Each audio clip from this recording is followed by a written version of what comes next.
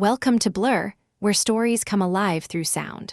Chapter 8, The Poet of Her Aspirations, December 1950 to July 1956. After all, I have come up from way down. When exactly did Marilyn Monroe become aware of Arthur Miller and of the special relevance of his writing for her? She had read his novel Focus, 1945, before their first meeting on a movie set in December of 1950, and she seemed prepared that same week to engage him during their second encounter at a Hollywood party. After that evening of considerable conversation and silent rapport, she told Natasha Lydes, "It was like running into a tree. You know, like a cool drink when you've got a fever. You see my toe, this toe. Well, he sat and held my toe, and we just looked into each other's eyes almost all evening."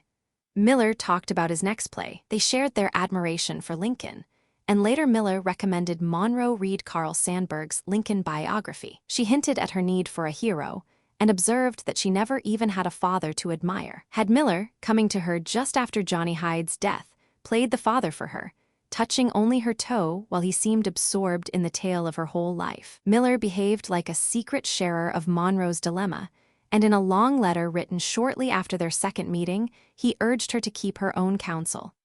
"Bewitch them, the public, with this image they ask for, but I hope and almost pray you won't be hurt in this game, nor ever change." Perhaps she was attracted to his seemingly selfless identification with her problem. Here was a man who was not after her sexually, and who did not dispute her integrity. He had seen her whole, objectively, and she responded to his quiet, soothing presence, very much like Maggie and Miller's after the fall, who commends her husband Quentin for have the poet of her aspirat ions 134ing once looked at her, out of yourself. In other words, Miller had not responded to her as a stereotype, a projection of his fantasies, but instead had accepted her on her own terms. He seemed fully aware of the stereotyping that could destroy her. He had already created Itzik, the character in Focus who should never have allowed himself to accept the role that was not his. Miller became one of the guiding lights of Monroe's life, as they continued to correspond over the next year. One of her friends recalled that on visiting Monroe's apartment in late 1951, she recognized, to Monroe's surprise, a snapshot of the playwright hanging over the actress's bed. Monroe and Miller, 1956. The poet of her aspirate ions 135 Monroe conveyed the impression that she and Miller were greatly attracted to each other. Similarly, Natasha Lydes and Sidney Skalski reported that the actress committed herself to someday pursuing the playwright. He was the kind of man she could love, Monroe excitedly told Lydes. It is easy to see why Miller, the person and the playwright, so attracted Monroe. Shortly after their marriage, James T. Farrell called Miller the poet of the frustrated, the poet, therefore, of her own aspirations. She may have empathized with the hero of Miller's only novel, Focus, who insisted that he was not what his face meant to people, he simply was not. In the novel, Lawrence Newman is typed as a Jew because his glasses somehow link him with the image his society has of Jews. Like Newman, Monroe came to see herself as an outcast desperately seeking the approval of the majority culture. Appealing to its sense of melodrama in the Shirley Temple, Little Orphan Annie versions of her life, while rebelling, as Newman eventually does, against its appropriation of her figure. Miller's renowned drama, Death of a Salesman, 1949, spoke directly to Monroe's own desperate search for a satisfactory identity. Like Willy Loman, she had to sell herself. She shared his obsession with personal attractiveness, with being well-liked, which came out of his terrible uncertainty. "I still feel kind of temporary about myself." Like him, she wondered about her own authenticity, accusing herself, as he did, of being a fake with no character. She could easily see herself in this small, immature man who never quite grew up. Willie was self-centered, a dreamer who wanted to add up to something. He saw himself as singular and was both ludicrous and grand in his attempt to invent himself. As Lee Strasberg observed, Marilyn Monroe was a dream of Marilyn Monroe. Her faith that anything's possible, almost, expressed in her life interview, is echoed in Willie's exclamation that the greatest things can happen, that the world can be conquered through force of personal ID. And when that idea of stardom was diminished for him, he found a way of displacing his disappointment in himself by putting the burden of success on his son, Biff, who was going to be magnificent. Yes, outstanding, with 20,000 behind him. Similarly, in her years with Miller, Monroe would shift back and forth between her dreams of personal success and mass appeal to a hope for her progeny, who were part of what Clifford audits termed her desire to make herself more humanly productive. Resembling a character emerging out of Miller's own imagination, she demonstrated to him the potential for greatness. Anne Miller, the poet of her Aspirat Ions 136, sought to protect and nurture her talent after having been struck by her dedicated attack on the role of Anacry.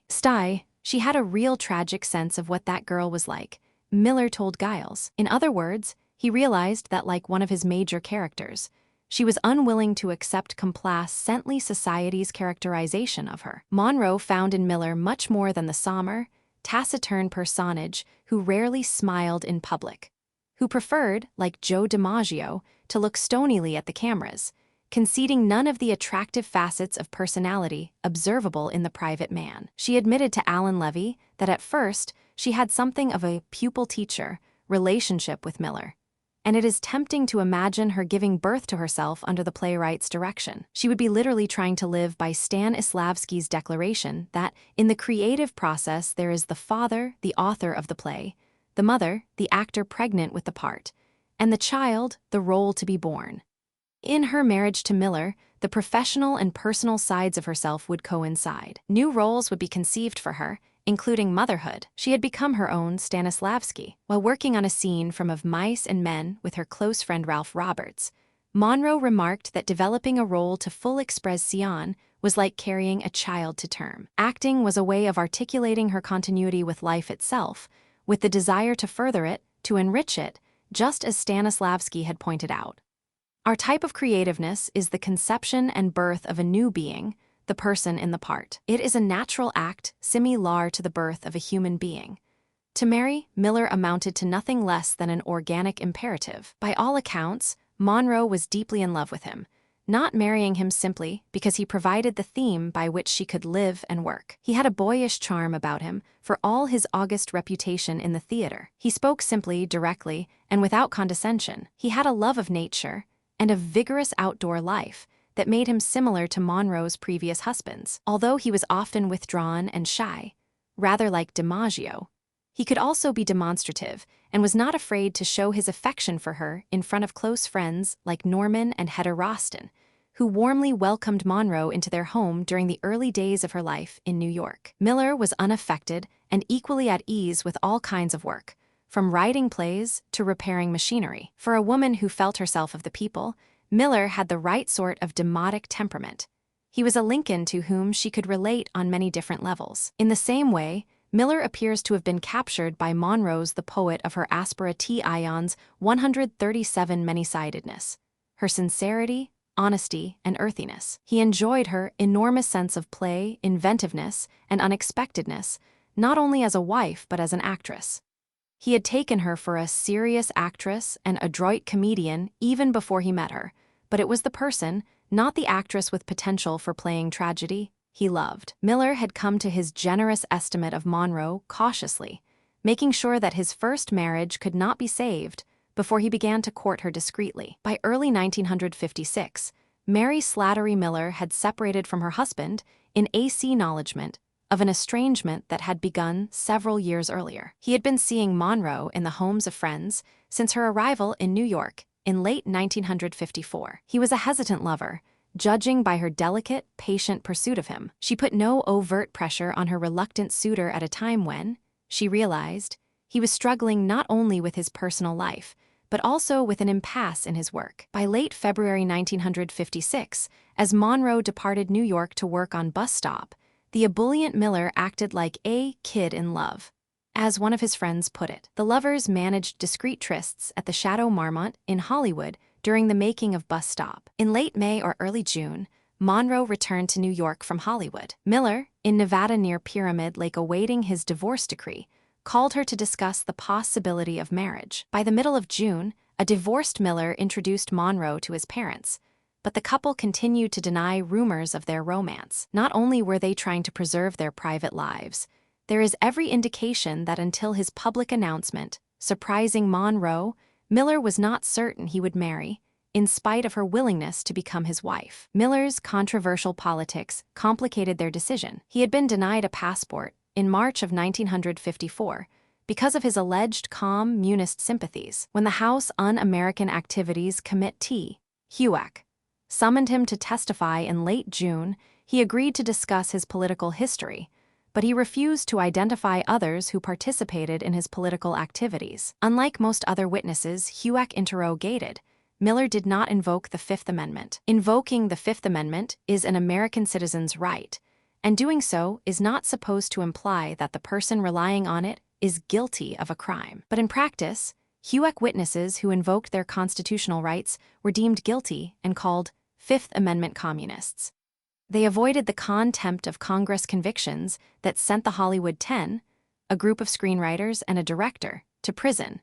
But they also lost their jobs when the poet of her Aspirat Ion's 138 Hollywood studios decided not to employ anyone who declined to cooperate with HUAC. When called to testify in July 1956, Miller adopted the very tactic that resulted in prison sentences for the Hollywood 10. He invoked his First Amendment right to freedom of speech and association. While he endured his share of criticism in the press for his refusal to collaborate with HUAC insistence on public naming of communists and communist sympathizers, he also became a kind of folk hero. He was the playwright who had protested the persecution of subversives by writing The Crucible, ostensibly about the 17th century Salem witch trials, but read as an allegory about the frenzied hunt for communist spies and fellow travelers. Marilyn Monroe, something of an institution herself, embraced Miller in public, shyly clinging to him, and in her devotion reinforcing the powerful ideal of a just man opposing governmental forces that threatened free speech. Her pronounced deference to Miller in public also made her and the playwright seem quite conventional, just a couple who wanted to be happy. But this union with Miller, like the one with DiMaggio, served to magnify Monroe's iconic status. Monroe gave no political speeches, only expressing her faith in Miller. She did not have to say more. It was enough to be there with him, radiating her approval. During his testimony, Miller adverted to his impending marriage to Monroe. This announcement came as a shock to her, since he had never actually proposed. She felt rushed. Like her decision to marry DiMaggio, her choice of Miller seemed somewhat forced. Whatever his intentions, Miller had, in effect, made her part of a political ploy. Threatened with contempt of Congress, he was liable to serve a year in prison and pay $1,000 fine. Monroe continued to stand by Miller, even though her studio suggested her career could be ruined if she did not persuade him to be cooperative with the Congressional Committee. In Time Bends, Miller describes the personal visit that Spyro Skouras, president of 20th Century Fox, made to the couple, promising he could arrange a private session with HUAC for Miller, provided that the playwright cooperate with his congressional inquisitors. Monroe, visibly moved by Skouras's appar, implied genuine concern for her, nevertheless supported Miller's decision to testify only about himself. She steadfastly refused to be intimidated, explaining to Alan Levy after her divorce from Miller that the playwright introduced me to the importance of political freedom in our society. The poet of her Aspera T. Ions 139 Monroe identified with Miller's stand against an establishment that could crush the individual, and no doubt she quickly made the connection to what she considered to be the unwarranted authority of the studio. In many ways, she was an instinctive critic of society and recognized herself in Miller's dissent. Like him, she had a healthy skepticism about government, a distrust that Rupert Allen vividly remembered when he related her reaction to a New York Times article reporting the downing of an American plane over the Soviet Union. Allen was inclined to accept the U.S. government's explanation that the plane had not been on a spy mission. "Oh, I don't know," Monroe countered. "I don't trust us." The press portrayed Miller and Monroe's plight as a human interest story. Editorials in England and France protested the abusive treatment of one of America's most distinguished writers. Shortly after this public outcry, the State Department quietly issued Miller a passport so he could accompany his bride to England to make The Prince and the Showgirl and to observe the production of his new play, A View from the Bridge. In newsreel footage taken just before their wedding, the two appear charm and gly at one with each other. Monroe is shy, and Miller is quietly confident. Neither of them has much to say for the cameras, as if they have reluctantly vouchsafed a fleeting glimpse of happiness they would rather keep private. Indeed, Monroe rarely faces the camera and seems ready to slip into the intimacy of their passion, for she has eyes only for Miller. She constantly looks up at him, nuzzling her head into his neck and holding on to his arm. She is very physical with him in an unconscious, dreamy way that is briefly interrupted when her eyes widen to take in the question the interviewer has asked her. She has put herself alongside Miller in every sense of the word. That seems to be the logic of her movements, in sync with him, who is as solid-looking as the tree he once reminded her of. He cannot easily forget he is being filmed, as she seems to. Although she almost makes him do so during those split seconds, he spends away from the camera, gazing down at her in the utter ease of their mutual idy. As during Monroe's marriage to DiMaggio, the world clamored for pictures, and the press pestered Miller about the details of the wedding. Like DiMaggio, he compromised with his sense of privacy and prom-ized press conferences in order to preserve a modicum of peace. But the couple managed to elude reporters, quickly marrying in a courthouse and then again on July 1 in a Jewish ceremony held at the country home of Miller's agent and friend, K. Brown. Norman Rollyson, an old friend of Miller's from their University of the Poet of her, Aspirat Ion's 140 Michigan undergraduate days, and, along with his wife Hedda, one of Monroe's closest confidants, puzzled over Monroe's conversion to Judaism. Conversion seemed so unnecessary. Miller was not orthodox, not even particularly religious. His parents put no pressure on her to convert. Rollyson, who was at the ceremony, observed that she participated with touching seriousness. Those who had secretly laughed at or mocked her desire to adopt the Jewish faith were moved to silence. Yet he could not help wondering at the unreality of her conversion. Was it another game for her, a psychic toy? As Rollyson knew, she wanted to be an intimate member of Miller's family. She wanted to share his traditions, just as she had shared his trouble, staying with Miller and his parents after his HUAC testimony. Biographer Edwin Hoyt points out that Monroe took an avid interest in DiMaggio's Catholic faith and family, although Catholicism does not seem to have been as compelling for her as Judaism. Without denigrating her sincerity, it is inviting to adopt Rollyson's notion that her conversion amounted to trying on another role, not in the superficial sense of seeking a diversion, but as a solemn way of tying herself to a religion that might strengthen her sense of belonging. Many of her successful friends, Skalski, the Strasbergs, Milton Greene, Norman Rollyson, were Jews. She may have associated her feelings of persecution with the history of a suffering people, a minority that had survived. Milton Greene's photographs of the Jewish wedding appeared in the July 16 issue of Life, with a brief description of the ceremony and of the couple's plans to spend a brief period in Roxbury, Connecticut, before Monroe's trip to England with Miller to begin work on The Prince and the Showgirl. Shots of a veiled Monroe smiling, of Miller grinning, kissing, and embracing his bride, of some of his friends and family, all in a casual, folksy, outdoor setting, suggest much warmth and genuineness all round. Rollyson remembered it as a giddy, delirious day, with Monroe saying, "I do," in a clear if shaky voice, and receiving dozens of kisses from some 25 friends, relatives, and a few reporters. If she had last-minute qualms, as Donald Spoto reports, she overcame them to give a brilliant performance. A clarity in Monroe's demeanor, an openness and freshness dominant, ed the days of her betrothal to Miller. Friends found that she had made an abrupt break with her past, set aside the defenses and the wisdom she had acquired. She strove, in Giles's words, for a purified state, which some feared might leave her vulnerable. Paula Strasberg interpreted Monroe's crystalline sensibility much more positively. She's beginning the poet of her Aspirati Ions 141 to have new experiences, good ones. It's part of growing up, and perhaps the first time she's allowed things to happen to her. She's like a clear vessel, whatever you pour into her will show up. In spite of Strasberg's confidence, in retrospect her metaphor indicates something exceedingly fragile, indicative of a brittle Monroe whose composure could be easily shattered. Reflecting on his marriage, Miller remarked in 1969 on how even routine matters could offend or undermine her. In certain moods, she was like a smashed vase. It is a beautiful thing when it is intact, but the broken pieces can cut you. It is striking that in trying to concretize Monroe's fragility, Miller should create a metaphor favored by R.D. laying to describe the schizophrenic, who may say that he is made of glass, of such transparency that a look directed at him splinters him to bits and penetrates straight through him. In July of 1956, Monroe gave no sign of going to pieces. On the contrary, she embodied the lifted spirits of the moment. She was, in Rostand's view, more beautiful than ever in a way more unreal. She was more ethereal, more poignant. She was really ecstatic. She gave off lumino's idy like the rod in marble. She was the girl in the hand of God.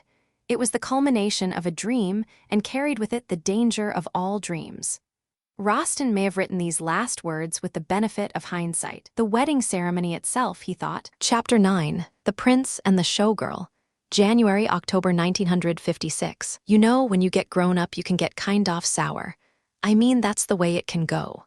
Sir Laurence Olivier arrived in America in February of 1956 to join Monroe at the press conference, announcing their plans to co-star in the film adaptation of Terence Rattigan's play, The Sleeping Prince. Olivier, perhaps the greatest actor of the time, was greeted as visiting royalty. Monroe was much less certain of her reception. Some people have been unkind. If I say I want to grow as an AC tress, they look at my figure. If I say I want to develop, to learn my craft, they laugh. Somehow, they don't expect me to be serious about my work. I'm more serious about that than anything. But people persist in thinking I've pretensions of turning into a Bernhardt or a Deuce, that I want to play Lady Macbeth. And what they'll say when I work with Sir Laurence, I don't know. She had met Olivier briefly, about 4 years earlier. Would he remember her? She bore special responsibility for this project, since her production company had purchased the play and selected Rattigan to write and Olivier to direct the screen version. For some members of the press and the public, surrounding herself with such conspicuous talent seemed pretentious. At the end of January, when reports began to appear about the forthcoming film production, the press's flippant tone made Monroe's effort the PR in C&D the Showgirl 143 to be taken seriously all the more difficult. For example, on January 30, Time quoted Olivier on his eagerness to make the picture with her. I regard her as an actress and a comedian of the first order. Time's punchline, however, inferred that he was more interested in being seduced. Who would resist an approach from Miss Monroe?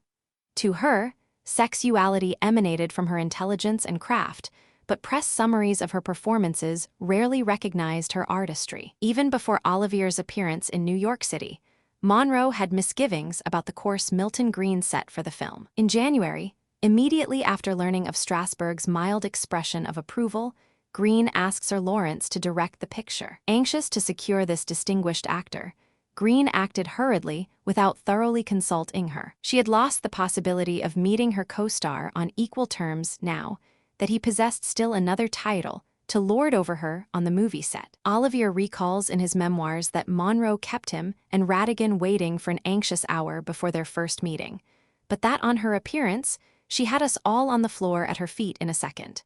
He was deeply impressed, as though he were the one visiting royalty. He echoes Josh Logan's praise of Monroe when he avers that she was so adorable, so witty, such incredible fun, and more physically attractive than anyone I could have imagined apart from herself on the screen.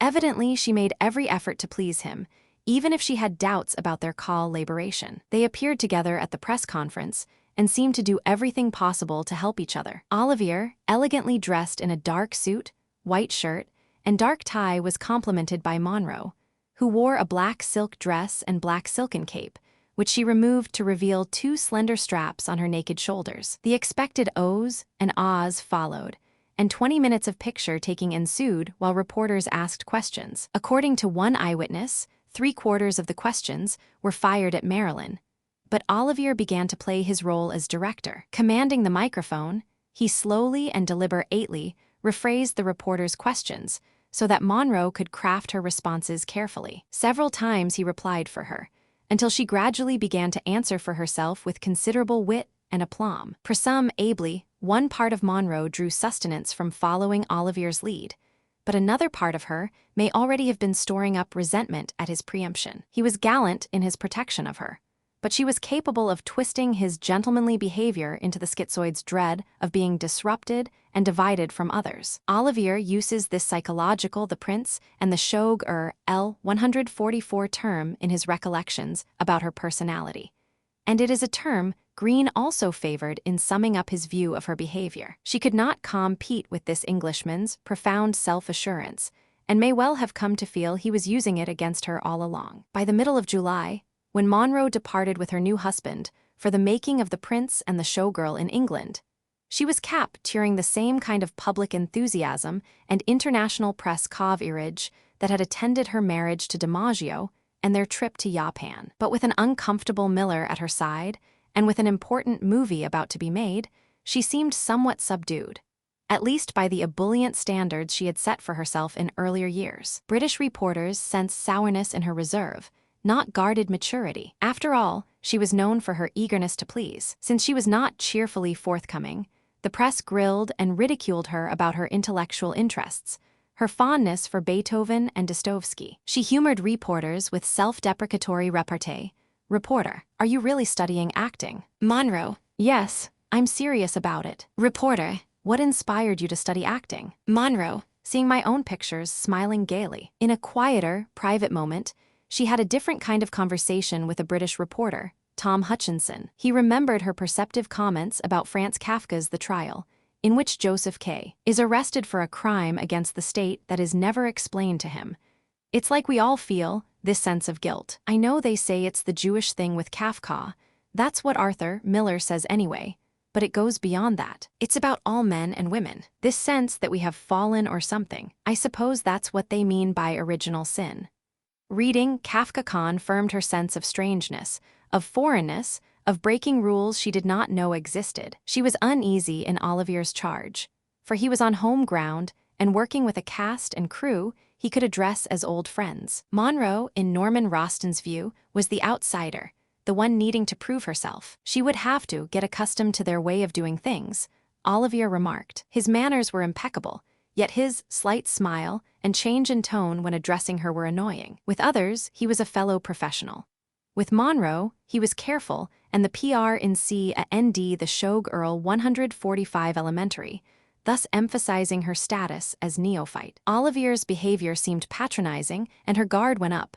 Roston concluded. The Strasburgs, the Greens, and Miller, all of whom respected Olivier enormously, corroborate Roston's impression that Monroe felt demeaned. Each of them would make mistakes in handling Olivier that would contribute to her disaffection. The Greens and Miller were too deferential to the director, a mortal sin in Monroe's view. Increasingly isolated and bitter, she depended on the Strasburgs for moral and artistic support. The Strasburgs conceded Olivier's genius, but undermined his authority by calling his performance artificial and by catering to Monroe's worries. In Olivier's view, she had far too many helpers, so that he had to run through considerable interference to get to her. For all of them, the film became an ordeal to finish, as Monroe's distrust of her director grew and her health deteriorated. Much has been made of Monroe's outraged reaction to Olivier's direction, Be Sexy.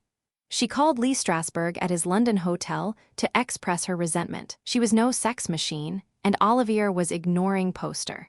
The Prince and the Showgirl, 1957, The Prince and the Shog L 146, her sensibilities as an actress. He had almost no interest in her method of making contact with her role. Indeed, on many occasions he voiced criticism of Strasberg's teachings, since he conceived them to be deliberately antitechnical. The method dictated an all-consuming passion for reality, and if you did not feel attuned to exactly the right images that would make you believe that you were actually it, and it was actually going on, you might as well forget about the scene altogether. For Olivier, acting was pretending. Many directors shared his belief, including Alfred Hitchcock, who told Ingrid Bergman to fake it when she complained that she could not feel her character's motivation. In the many accounts of the Monroe-Olivier duel, scant attention has been paid to just how old-school Sir Lawrence was. Stanislavski was racked by self-doubt. The Guardian, March 16, 2013. Simon Callow notes Olivier's conspicuous absence from the roster of great British actors, such as John Gielgud, Michael Redgrave, and Paul Schofield, who had absorbed Stanislav Sky in the two-decade fervor, stretching from the mid-1950s to the late 1970s, that had actors exploring the psychological truth of their roles. Even as Olivier decried Monroe's self-indulgent concern about her connection to her character, he realized that something was wrong with his own approach, which yielded only a stillborn performance, passable and even accomplished, but without the sparkle and ease that Monroe worked so hard to achieve, not in spite of her self-doubt, but because of it. Stanislavski himself had been tormented by his self-consciousness, and found relief from it only when he began to analyze those moments when he felt most relaxed and performed well, which were also moments when he identified aspects of his own experience that he shared with the characters he portrayed. In retrospect,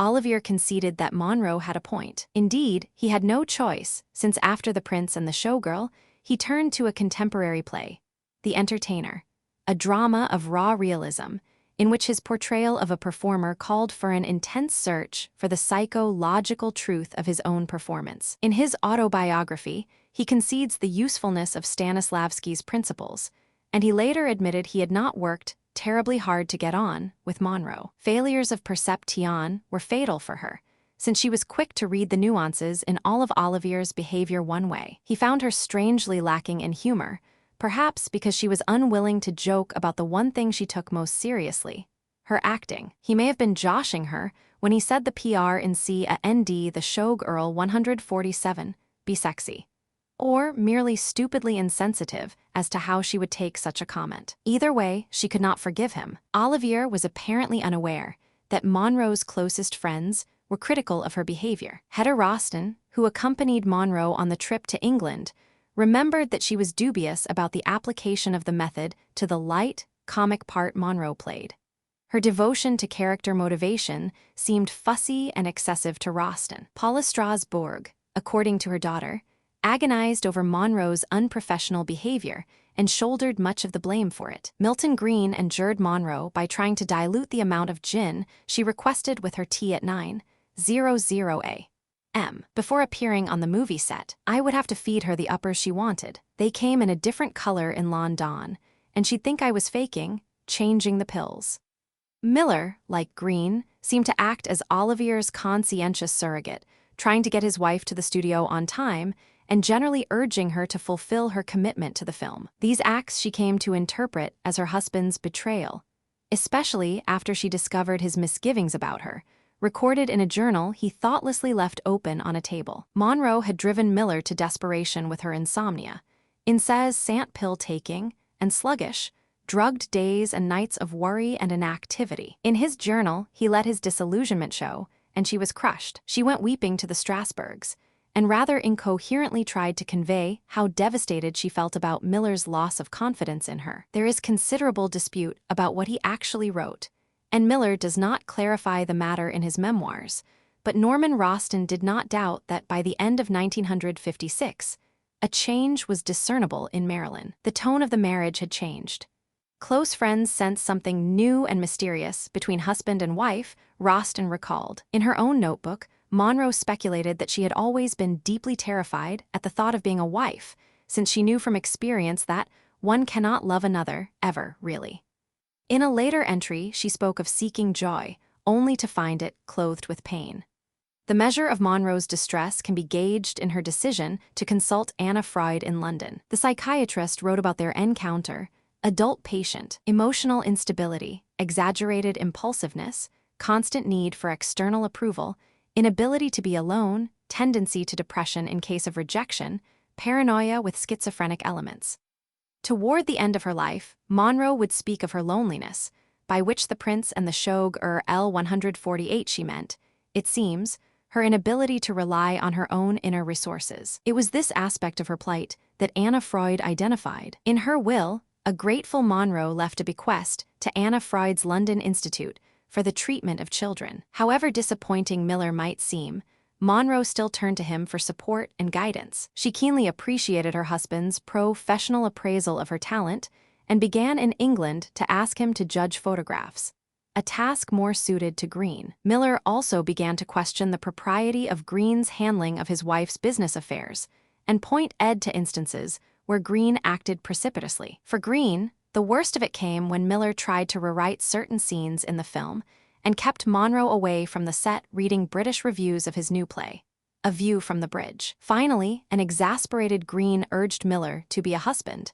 and stop interfering with the production. Miller responded by losing patience with Greene. Midway through the film, Monroe's Busey-Ness partner realized that he had been effectively compromised by her husband. Miller probably did not anticipate that in cutting Greene off from Monroe, he would cause his wife to shift more of her frustrations to him, and then lose some of her admiration for him because he had tied himself so closely to her career. Donald Spoto notes that Miller had ignored the advice of his agent, Kay Brown, when he decided to pool his income with Monroe's, in effect trying to make it less conspicuous that his earnings were dwindling, even as he was obligated to pay his ex-wife $16,000 a year in alimony. As in so many of Monroe's relationships, she began to suspect that he had become her servant only to satisfy himself. Olivier, with his equivocal temperament, exacerbated the difficult conditions in which Monroe struggled to create her screen characters. On the one hand, he went out of his way to consult Josh Logan and Billy Wilder on the best way to handle Monroe.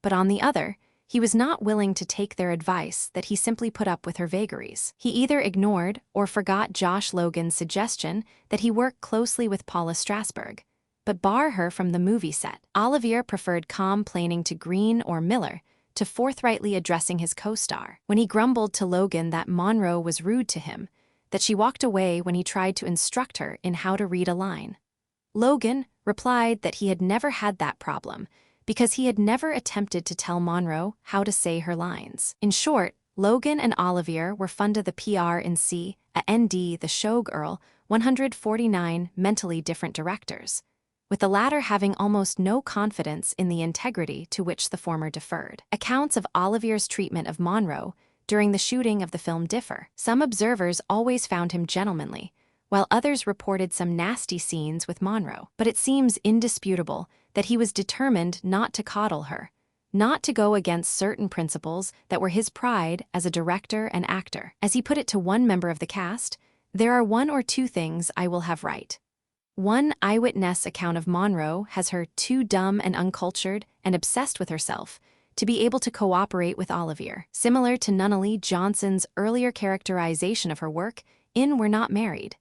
This criticism is nonetheless hard to credit in the main, given her alert prepper rations for bus stop and Hedda Roston's observation of Monroe working on The Prince, and the showgirl with great concern as to how her role fit into the entire production. Conflicting versions of her awareness and intelligence stem in part, it seems, from her traumatic approach to the camera that sometimes made her close up and fumble even the simplest lines and actions. To Olivier, one observer attributed her failure to fall low through to a quite unconscious but basic resistance to acting. At any rate, it seems that she was practically paralyzed with nerves. This extreme nervousness, which Lee Strasberg tried to assure her was characteristic of many actors, sometimes made her seem inept, withdrawn, and resistant to direction. None of Monroe's tentativeness showed up on screen, which came as a surprise to Dame Sybil Thorndike, who at first felt Monroe was small and understated, but who came to call her the perfect film actress, since she came alive on celluloid in a way unrivaled by her fellow actors. The economy and celerity of Monroe's performance is noticeable when compared with her busy, fretful portrayal of Cherie, a portrayal that is a precise measurement of that character's frustrations. Elsie Marina, in contrast, is able to speak and move freely without seeming knotted up and fatigued. Monroe embodies the character's spiritedness by minimizing cramping gestures to the head and the body, which were so appropriate for the introverted Cherie. Instead, almost all of Elsie's movements are outward, sometimes lateral,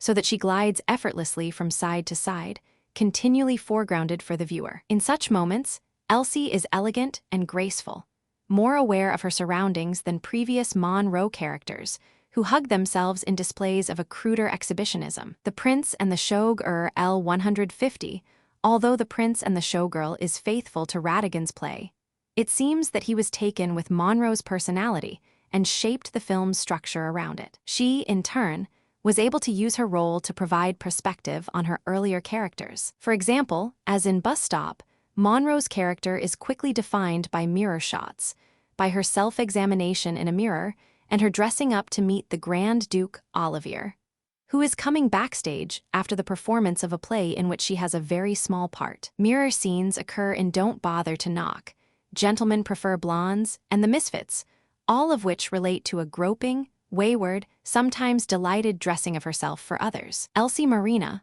like Rose Lynn Tabor in The Misfits, is characterized by her tardiness. The Prince and the Showgirl copies an incident that occurred at the Monroe-Olivier press conference in New York by having Elsie's shoulder strap break as she meets the Grand Duke. Thus, the impression of a somewhat disheveled personality is created. Elsie does not, however, lack confidence. It is true that she is surprised by the Grand Duke's interest in her and that she uncertainly fusses over what to wear at their meeting, as Monroe did in preparing to meet Olivier in New York.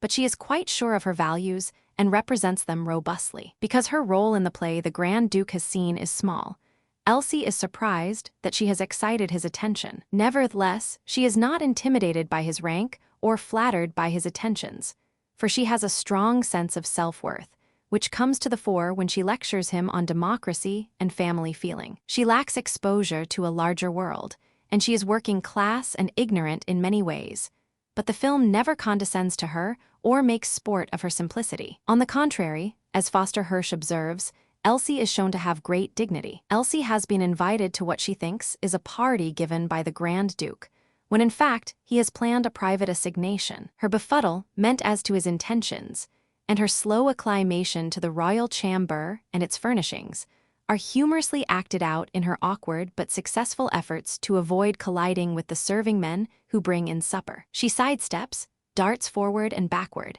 and swerves around them in maneuvers that are a warm-up for her circumvention of the Grand Duke's amorous advances. Her limberness contrasts starkly with his stiff, hardened opinions and bearing. As soon as she realizes that she will be the evening's sole entertainment, she determines she will leave, telling the English Foreign Service officer, who has arranged the meeting, that she knows only too well the outcome of such seductive suppers for the PR&C, a ND the Shogue Earl 151-2. Like Sherry before her and Sugar Cane after her, Elsie has been disappointed by men and is determined to avoid their sexual gambits. She stays only when the Englishman promises to extricate her immediately, after she finishes dining with the Grand Duke. Elsie seems constitutionally incapable of calling the Grand Duke by the appropriate royal title and finally gives up, saying, "The hell with it."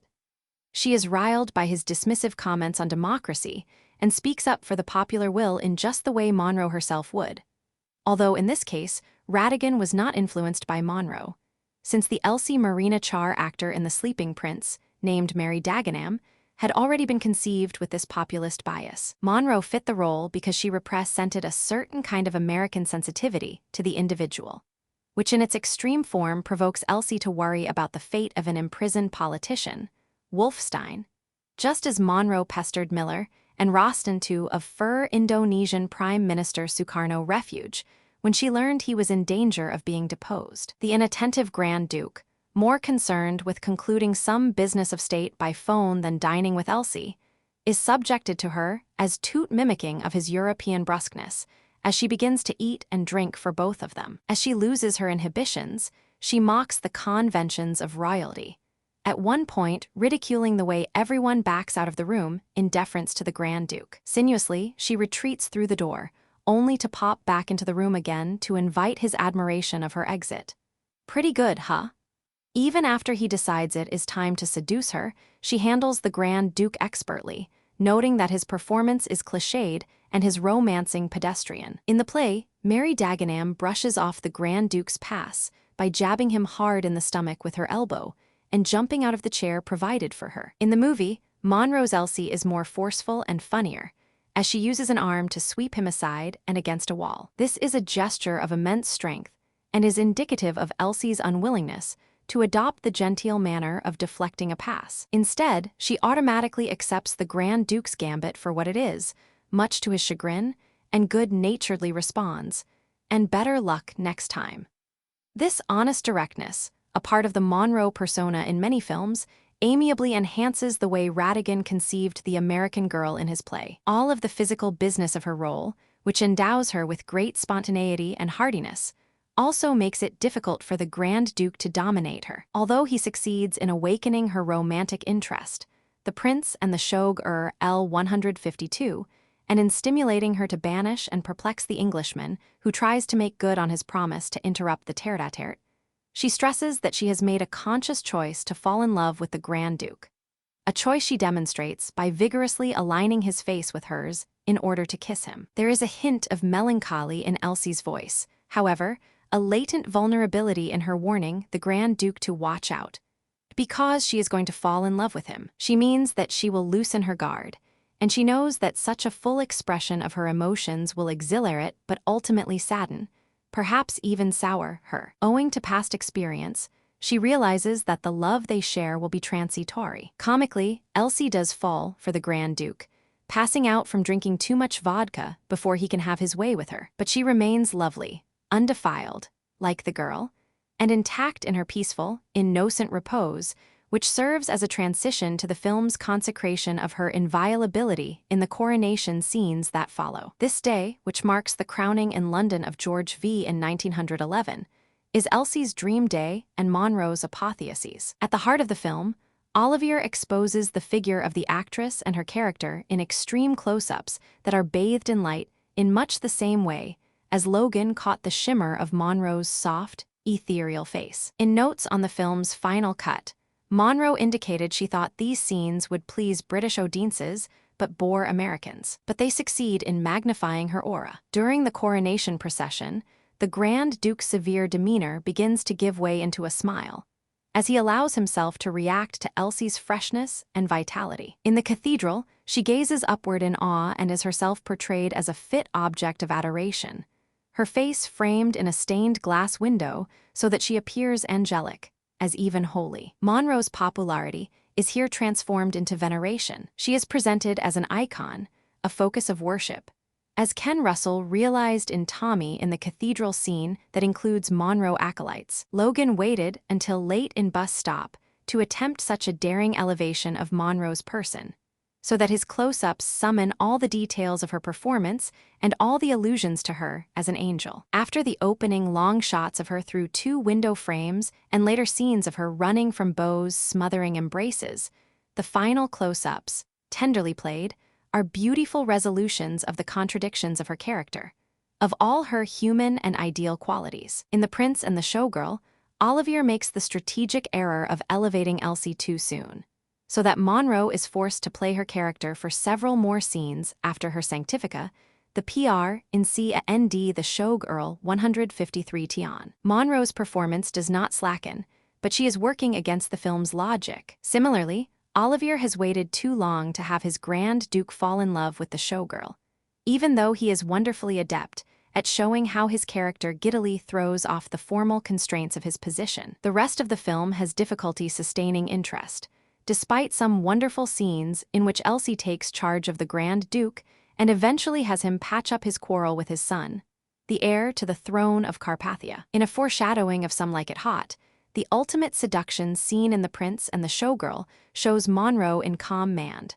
looking her partner over, gazing at him below her, as she feeds him the same lines and adopts the same ploys he has used in his effort to manipulate her. Indeed, Monroe's Elsie takes on the roles of diplomat, politician, and power broker as she goes back and forth, bargaining between father and son. This reversal of expectations, what was once a momentary jest in Gentlemen Prefer Blondes, where dumb Lorelei gets the better of her future father-in-law in an argument, is carefully built into the structure of this film. Monroe's mischievous wit is shown to full advantage in Elsie's strategy, while the man, even a superbly polished Grand Duke, can seem as clumsy as the nebbishy Richard Sherman in The 7-Year Itch. The poignant ending of The Prince and the Showgirl has captivated some critics. The Grand Duke finally confesses that he loves Elsie, and she takes him in her arms. He has made arrangements for her to follow him to Carpathia, where he must rule another year and a half before his son assumes the throne.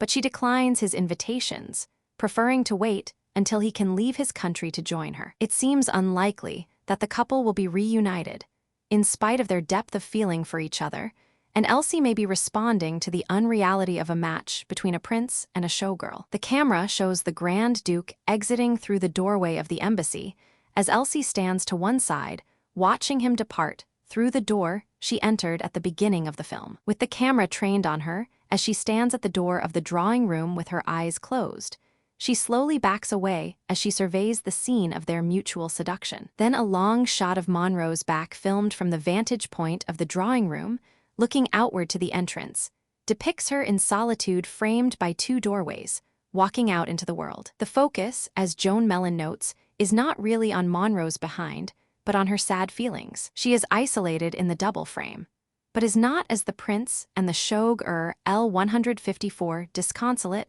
as Cherie in the double framing Logan employs near the beginning of Bus Stop. When she became soured on her screen roles, Milton Green used to cheer up Monroe by invoking the possibility of working with Chaplin. Janice Welsh observes that, like Chaplin's tramp, Monroe functions in a world between comedy and tragedy and stimulates her audience to both laughter and pity. Similarly, both characters enter relationships and bring love into others' lives, but ultimately remain solitary. They set the world afire with their exuberance, and yet end up with something less than whole lives. They are in constant search of some final fulfillment. At the time of The Prince and the Showgirl's release, reviewers did not see any similarity between Chaplin and Monroe, and did not see the film as a development in Monroe's career. Although it received some good reviews, most of them were mixed or negative, and it has never been a popular or critical success. Bosley Crowther noted that Ratigan has not let his story do much more than go around and then come to a sad end. Furthermore, and this is disappointing, his characters do not have enough to do to allow a diverting demonstration of their elaborate acting skills. Foster Hirsch suggests that The Sleeping Prince remains good light comedy with sparkling dialogue, but the movie, with its confined drawing room setting and its artificial storyline, looks unmistakably like a theater piece transported uncomfortably to an alien and resistant medium. He concludes, TV material never quite manages to move comfortably within the film frame. Even so, Hirsch rightly notes that Olivier and Monroe play beautifully together, and the obvious difference in their styles of performance enhances the thin material, as they carry on a duet between the rigid, masked Grand Duke and the pliable, unreserved Elsie. Significantly, Olivier is dressed up for his part, while Monroe wears a simple white dress that reveals every curve and bulge in her figure. Olivier masterfully keeps everything to himself, while Monroe just as skillfully gives everything of herself away. The Prince and the Showgirl is not a cinematic success, in part because it seems uncomfort ably suspended between stage and screen conventions that the two performers, for all their superb acting, cannot surmount. But nonetheless, the movie serves as a crucial transition between Bus Stop and Some Like It Hot, the two films that most fully bring out the comic aspect of Monroe's persona. It is doubtful, however, that the actress felt a sense of completion. As she was leaving England in November, Monroe apologized to cast and the PR&C at ND the Showgirl 155 crew, blaming her bad behavior on ill health. Olivier suspected he was not as effective as Logan and Wilder in stimulating her talent, although in his autobiography, his estimation of her acting and of the film is somewhat gentler and more generous. When Josh Logan visited Olivier and Monroe during the making of the film, he found them both feeling betrayed. Olivier blamed Logan for not giving him sufficient warning of Monroe's intractability. For her part, Monroe mistakenly believed Logan was responsible for cutting one of her most movingly acted scenes in Bus Stop, one that she proudly wanted Ed to show Miller. The loss of the scene was too painful for her to bear, Logan concluded. The Prince and the Showgirl was to have been a film, like Bus Stop, in which she could express more of her real self and her talent than ever before. How could she trust Olivier when Logan, who seemed to understand her so well, had sabotaged her performance? She told Logan, "I was never so angry in my entire life, and I'm just as angry now as I was then," and banged the door of her dressing room in his face. Through all of her trials, Monroe clung to Miller, who stayed the course with her, even if he was not quite as strong or as loyal as she hoped. Back in the United States, they would try to take their marriage in another direction, toward family and semi-retirement for Monroe,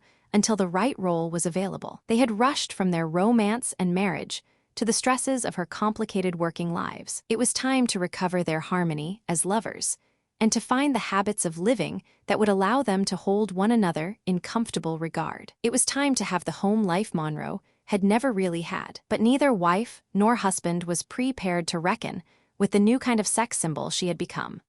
Chapter 10, Home Life, October 1956 to August 1958. I was never used to being happy, so that wasn't something I ever took for granted. I did sort of think, marriage did that. You see, I was brought up differently from the average American child, because the average child is brought up expecting to be happy. That's it. Successful, happy, and on time. By the time Marilyn Monroe married Arthur Miller in the summer of 1956, a good deal had changed since she had signed her first contract with 20th Century Fox a decade earlier. As a starlet, she joined an industry that attracted 80 million POP to the Movies Weekly. Profits were at an all-time high of $7 billion. More than 3/4 of every dollar spent on entertainment went to Hollywood. Only 8,000 families owned television sets in 1946. By 1956, over 35 million television sets were in American homes, as movie attendance dropped to less than half of what it had been right after the World War II. In 1946, Monroe was only one of a myriad of beautiful young women hoping to become a star. It is not surprising that studio heads like Darryl Zanuck and Harry Cohn felt no urgency to promote her to the top of her class during her apprenticeship years, 1946-52. Only gradually, as post-war America changed, and the studios realized that scripts and their stars would have to provide new sorts of entertainment, did Marilyn Monroe become a major part of their plans to hold on to their diminishing audience. Bigger screens, CinemaScope, and Technicolor heralded Hollywood as an alternative to the convenient and cozy appeal of television. Wide-angle lenses also facilitated the presentation of a panoramic home life, E157 Marilyn Monroe, doing her shambling walk on a cobblestone street in Niagara, and clinging to Robert Mitchum on a raft adrift on raging waters in River of No Return. More than any other movie star, Marilyn Monroe had become a spectacle. Even the realism of Bus Stop had a fable-like aura, coruscating Monroe in her close-ups. No one in Hollywood in 1946 had predicted such a future for her. As critic Graham McCann points out, the role of the dumb blonde, never meant to be more than a 60-second sexy walk-on in the Marx Brothers picture Love Happy, or a diverting sideshow as the alluring dim-witted secretary in Monkey Business, had become, by 1956, the main event. As a new kind of sex symbol, Marilyn Monroe had to show more of herself, and to make a fetish of her body in ways not demanded of predecessors such as Greta Garbo and Jean Harlow. Neither Garbo's breasts nor Harlow's bottom received the same sort of cinematic scrutiny that Monroe's body parts attracted in the Carmen Miranda parody in There's No Business Like Show Business, and the skirt-blowing scene in The 7-Year Itch. At the same time, Fox minimized public protests about the exploitation of Monroe's sexuality by crafting roles that carefully maintained her childlike demeanor and deference to moral conventions. On screen, she was never going to break up a marriage or, after Niagara, employ her sexuality as a weapon against men or other women. Above all, this new kind of sex symbol had to be the embodiment of harmless fun, devoid of Harlow's edgy toughness and Garbo's moody mystique. From 1953 to 1956, Fox worked out a modus operandi for Monroe that the conservative studio was reluctant to modify. Any departure, such as Monroe's insistence on pale makeup and shabby costumes for Cherie, caused the cautious studio heads grave concern. In a shrinking industry, RKO, for example, went bankrupt and was bought out by television stars Daisy Arnaz and Lucille Ball.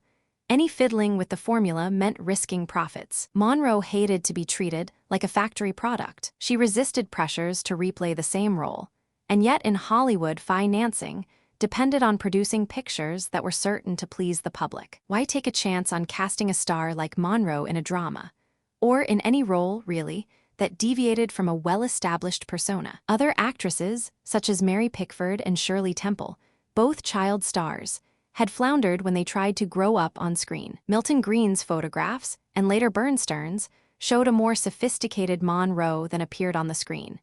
But those pictures were the product's home life E158 of one-on-one sessions, extraordinary experiments with Monroe's image that Fox dared not venture its budgets on. Monroe wanted to continue her career, to be sure, but not by diminishing her self-respect and development as an actress, and she had put off having a family of her own in favor of a stardom that now seemed terribly limiting in both professional and personal terms. Other female stars who had wanted to break out of confining roles turned to motherhood as the Hollywood pressure to remain unchanged mounted, but without finding fulfillment. Bette Davis and Joan Crawford had children, but could not seem to find an equilibrium between their on- and off-screen lives, although their publicity tried to suggest otherwise. Christina Crawford eventually produced a devastating portrait in Mommy Dearest, and Davis did little better with her daughter. Barbara Stanwyck lived alone, having disowned her only son, and Garbo had not only retreated into herself,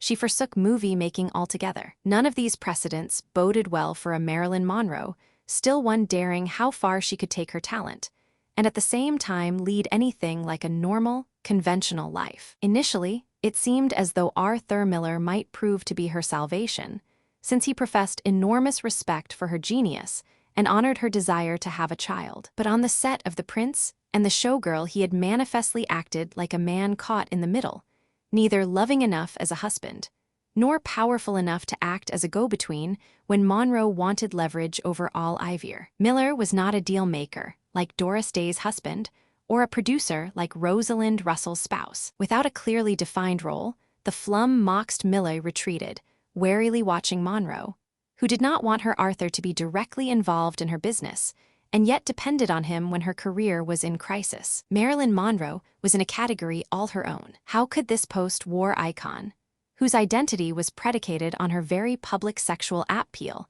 join the ranks of millions of women retreating from the workaday world? During this period, most women married early and abbreviated their careers to avoid precisely the kinds of conflicts between career and marriage that Monroe tried to sort out. Betty Friedan, who graduated from Smith College in the 1940, a time when it seemed feasible that women could both work and raise families, was astonished in the mid-1950s to see just how many young women would not even consider a career. A 1956 survey of Vassar College students reported that overwhelming numbers of these young women rejected the idea of pursuing home life E159 science, the arts, and literature. Few sought the fame that Vassar graduate Edna St. Vincent Millay had achieved as a poet from the 1920s to the 1940s. The irony for Marilyn Monroe was palpable.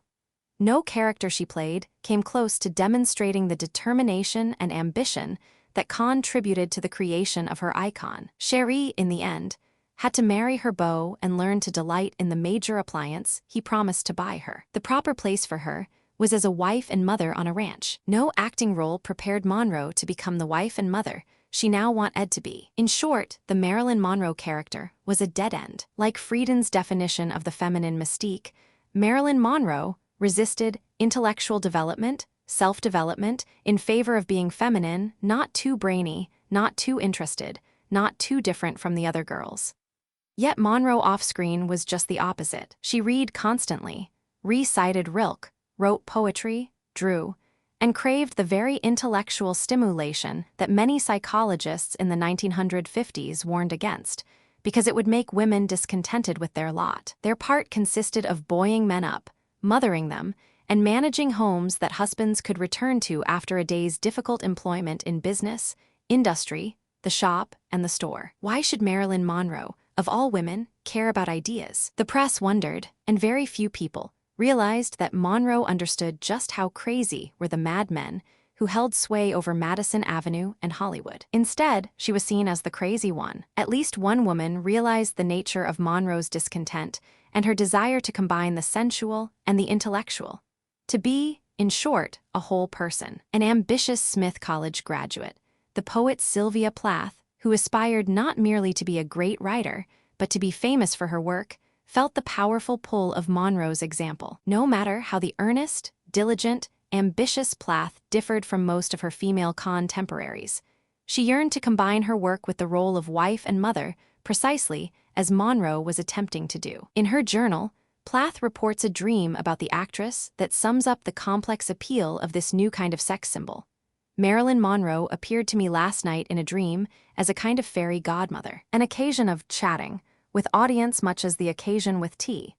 Elliot will turn out, I suppose. I spoke, almost in tears, of how much she and Arthur Miller Home Life E160 meant to us Plath and her husband, the poet Ted Hughes, although they could, of course, not know us at all. She gave me an expert manicure. I had not washed my hair and asked her about hairdressers, saying no matter where I went, they always imposed a horrid cut on me. She invited me to visit during the Christmas holidays, promising a new, flowering life. Plath imagines Marilyn Monroe as a healer and source of inspiration, at a time when most women regarded the actress as little more than the embodiment of a male fantasy. As a maternal fairy godmother, Monroe is comforting and encouraging. Marilyn Monroe, accessible and available, chats with Sylvia Plath, the sex goddess girl talk Sylvia. This blending of high and low culture transitions into Plath's reference to T.S. Eliot, the epitome of high culture, whom Plath and Hughes would meet shortly. Like Monroe,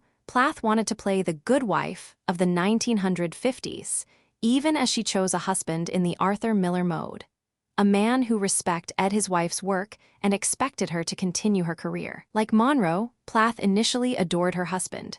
In Plath's case, this meant not only typing his manuscripts, but also cooking for him and cleaning. As Fragments reveals, Monroe, too, enjoyed homemaking, designing inventive recipes and exhibiting a considerable talent for home decoration. Monroe's quest to become a whole person is part of what transformed her into an icon, not merely a symbol of a particular period, but a harbinger of women's changing attitudes in the next few decades. Attitudes that would meet with varying degrees of scorn, incomprehension, and grudging acceptance. What do women want?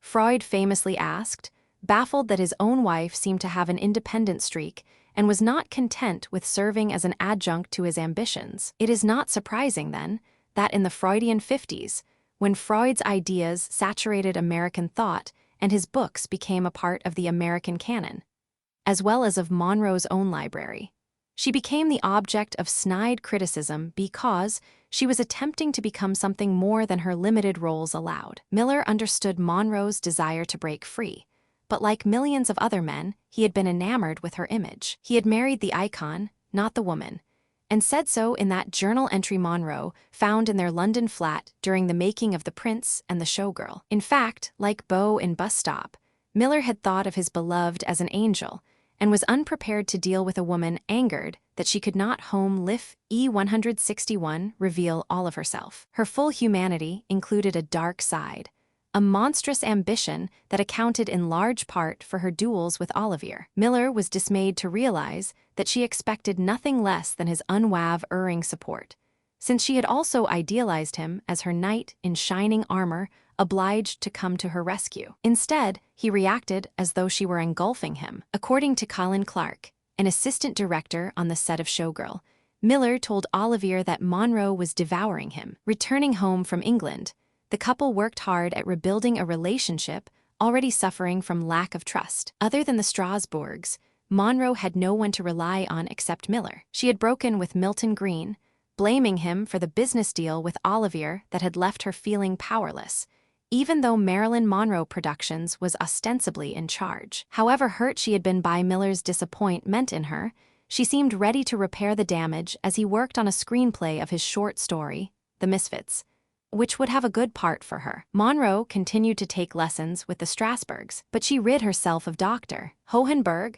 whose connection to Green now seemed suspect. Anna Freud recommended Dr. Marion Criss, whose father had been a Freud confidant. Criss, a friend of Anna's as well, would remain close to Monroe even after they terminated their therapeutic relationship. The literary critic Diana Trilling, another of Criss's patients, explained the psychiatrist's appeal. She was warm-hearted, large-minded, sensitive, imaginative, a great unraveler of emotional knots. She looked wise and she was wise. Her very calm was therapeutic. In classic Freudian fashion, the actress sought explanations for her insecurity by probing her troubled childhood. Much has been written that is critical of Monroe's resort to psychiatry, as if dwelling on her traumatic past only exacerbated her shaky state of mind. But it is difficult to see how not talking about her anxieties would have been better, especially for someone whose business as an actress involved understanding human motivation and the conditions that would foster her ability to perform. Her resort to psychiatry can be regarded as symptomatic of her distress, but hardly the cause of it. In the spring of 1957, Monroe's conflicted feelings about her husband and career momentarily abated, while she spent several busy months in a new home on a 200-acre farm near Roxbury, Connecticut. She was elated with the news that she was pregnant. She put everything else aside, although her doctor told her about his concern that her fertilized ovum home lif E162 might be developing outside her uterus, an ectopic pregnancy. The fetus would not be able to survive outside the womb. This diagnosis stemmed from her endometriosis, in which the cells lining the uterus, the endometrium, migrate to other parts of the body, causing inflammation and bleeding. Because endometriosis is a progressive disease, waiting until her 30s to have children put her and her pregnancies at greater risk than would have been the case were she 10 years younger. But Monroe's desire to have children overrode all other considerations. She believed that a baby would fill a void in her life, made even more stressful because of her husband's troubles with HUAC and with a dogged writing regimen that resulted in very little completed work. Monroe and Miller spent the summer of 1957 in a cottage in Amegan, set on Long Island. Even during her happiest periods, Monroe had fundamental fears about the nature of existence and her place in it. And yet her exuberance and sensitivity inspired Miller to write with her in mind. He wanted to convey what might be called a metaphoric expression of his experience of Monroe. He was not writing her biography, but extending his awareness of her mythic possibilities that had been adumbrated by her movies. He proceeded cautiously and was disrupted by many false starts and by several projects, including plays, which he could not complete. Perhaps in desperation, he even proposed to write an adaptation of the Brothers Karamazov, one of his favorite novels, so that Monroe could play Grushenka. But photographer Sam Shaw, who remained close to Monroe, insisted that an original work from Miller would be a more fitting tribute. The care Miller took of Monroe certainly occupied much of his time, but it also seems he was struggling for a new point of view and unsure of how it would emerge. It did so later in both fiction and drama connected to her character. Miller's short story, Please Don't Kill Anything, 1960, centers on a character readily identifiable as Marilyn Monroe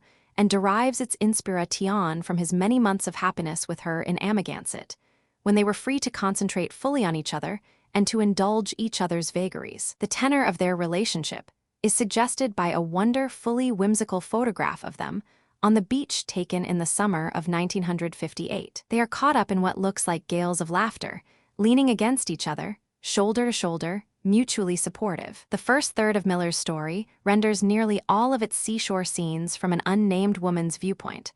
Always, what is important is what she sees, what shocks her. She makes others follow her line of sight, her waves home lift E163 of emotion. The woman is startled by fish struggling in a net hauled on shore by fishermen. She is virtually immobilized watching the helpless fish, but she insists on witnessing the reality of their demise. "I'll watch it. I'm watching it," she says in obvious dread. Sam, her companion and Miller's fictional surrogate, tries to placate her by throwing several of the fish rejected by the fishermen back into the sea. Miller beautifully dramatizes Monroe's compulsion to make the world whole again, so as to compensate for her own rejection. As Norman Rose 10 said of her, the survival of an unprotected shrub on a windy hillside, through rain and frost, is to her a source of trembling joy. She knew her own battle to survive and could appreciate the triumph in nature.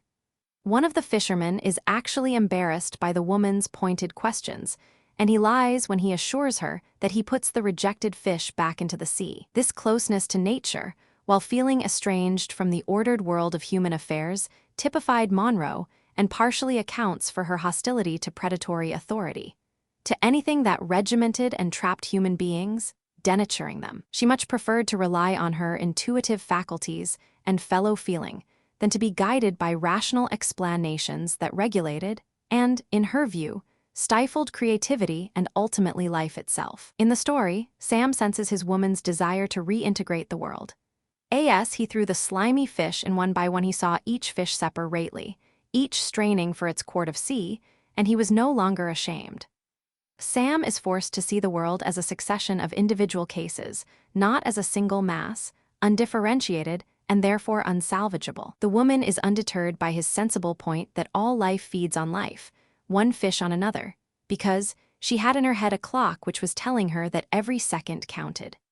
Similarly, Monroe was not persuaded by Miller's or Ralston's assurances that Sukarno could look after himself, that they had no connection with his political problems. She saw Sukarno as an individual who needed help, not logical explanations for inaction. She was moved by fervent sentiments similar to those expressed by Alexei Karamazov. Every one of us is answerable for everyone else, but we don't know it. If we did, we would at once have heaven on earth. Monroe ended her last recorded interview pleading for what she considered to be most important, the cause of world peace. "My nightmare is the H-bomb," she told another interviewer, in what was not only a refusal to talk about her personal life, but a profound fear of the world's destructiveness. Home Life E164, near the sea. Monroe seems to have felt particularly close to other creatures. In her early days at Amagansett, she slept more easily at night and could almost bring her chronic insomnia under control, although she would eventually tire of the seashore and the country, unable to sustain her oneness with nature. She hankered for urban interludes that liberated her in other ways. Monroe and Miller's alternation between the country and the city, it was to become a regular rhythm for them in the 2 years following their departure from England, was like her oscillation between the unmatched halves of her character. If Please Don't Kill Anything reveals her enormous investment in the perpetuation of life, it also reflects, as Giles notes, Miller's discovery that she was becoming obsessively concerned with death and things dying. So much sensitivity to life held within it a terror of dissolution. Having a child would increase her sense of a place in the world. Motherhood might provide stability and a promise of continuity. She yearned to be a mother, even if that meant, in Ralston's words, temporarily put Ting films aside. She desperately wanted fulfillment. She also had the conventional feeling of many parents who compensate for their grieved memories of childhood by planning to give their own children a happier, more secure upbringing. Yet her pregnancy was troubled by at least one period of depression, and Ralston recalls she was subject to her usual, sudden shifts in mood. When she's high, a sweet chime of music surrounds her. When she's low, she moves to another plane, withdrawn, private. One evening during a party, Ralston found her on a porch swing sobbing. She would not tell him what was bothering her. She cautioned him to make believe I was just out here powdering my nose or something, so that her husband, against whom she apparently harbored no quarrel, would not get upset. Several weeks later, on August 1, 1957, she suffered a miscarriage and was rushed by ambulance to a hospital. She acted cheerful when Ralston visited her, but he was certain of her disappointment. The love goddess, the woman supreme, could not have a baby. She was devastated. There was something wrong with her, inside her a defect and evil, he surmised. Mailer and Summers give a literal emphasis to Ralston's speculation about Monroe's state of mind, passing on reports that she had several, perhaps more than a dozen, abortions that ruined her insides and made her unfit for childbearing. But as Donald Spoto points out, none of these claims has been verified, and her hospitalizations for various unspecified gynecological procedures were more likely due to her endometriosis. At home, Life E165 at any rate, life had suddenly stopped in her, and she may have felt at fault because she had postponed motherhood so long, had not wanted children earlier, and had been preoccupied solely with herself. Motherhood had represented an alternative to the strain experienced by a woman competing in a man's world. Motherhood had its privileges and its beguiling qualities, which Monroe had never experienced or even witnessed in her own mother's behavior. In the 1950s, she wanted to join a generation of women like Betty Friedan, who recalled in the feminine mystique. All of us went back into the warm brightness of the home, the way it was when we were children, and slept peacefully upstairs while our parents read, or played bridge in the living room, or rocked on the front porch in the summer evening in our hometowns. This soothing notion of family life permeated the airwaves of 1950's radio and television. Sexual love and motherhood had to become all of life. Friedan continues, had to use up, dispose of women's creative energies. In Monroe, motherhood could displace that chronic desire to be a great actress. She could sublimate her ambition in a role that all of society honored. Frieden's linking of sexual love and motherhood also suggests dimension to Monroe's depression. She would be less desirable to her husband because she had not given birth to his baby. Baby, this term of endearment that is so prevalent in American love songs, expresses the male desire for love and children. Women are beautiful babes, prized not only for their looks but their ability to conceive, or so the mantra of popular song suggests. How could Monroe, that living doll who had to appear in public all dolled up, possibly please her husband now? If there is no evidence that Miller, who already had children by his first marriage, wanted a child as badly as Monroe did, it seems nevertheless the case that she projected the imperative of childbearing onto their relationship. Now she suspected that Miller would love her less because she had not given birth. She loved herself less because she could not give him what a woman should be capable of giving. A child was the natural outcome of a loving relationship, a validation of the new kind of sex symbol Monroe wanted to embody. River of No Return ended with her character about to marry the hero and become a stepmother. And Bus Stop, of course, concluded by subordinating Cherie's ambitions and her sexuality to family life with Beau. Miller attempted to cheer his wife with the announcement that he was going forward with plans to write the screenplay of The Misfits, which would feature a female character, Rosalind, who would be perfect for Mon Home Life E166 row. This news, however heartening, did little to relieve her depression. Unable to sleep, she steadily increased her daily dosage of Nembutal, which gave her brief respites, but was going to kill her, Miller feared. She was having difficulty breathing and was slowly suffocating herself with one pill too many. He would have to witness several of these episodes, when her depression became so deep that there was nothing he could do to rouse her. On more than one occasion, he was forced to call a crew from a nearby clinic to revive her. Was Monroe trying to kill herself? In addition to Natasha Lyde's report of a suicide attempt, there is Norman Roston's recollection of a dialogue with Monroe at 3:00 a.m. In her New York apartment after she had her stomach pumped of its pill overdose. Miller was not present. It's all quiet. Private doctor, no publicity. My wife enters the room. After a moment, I follow in the dim light. I hear someone sobbing quietly. I whisper, leaning over the bed, "It's me, Norman. How are you, dear? It's alive." Bad luck. Her voice is rasping, drugged. Cruel, all of them, all bastards. Oh, Jesus. She doesn't say who. She has tried this before and will try it again. Roston made a pact with Monroe stipulating that if either of them was about to jump or take the gas or the rope or pills, he or she would phone the other.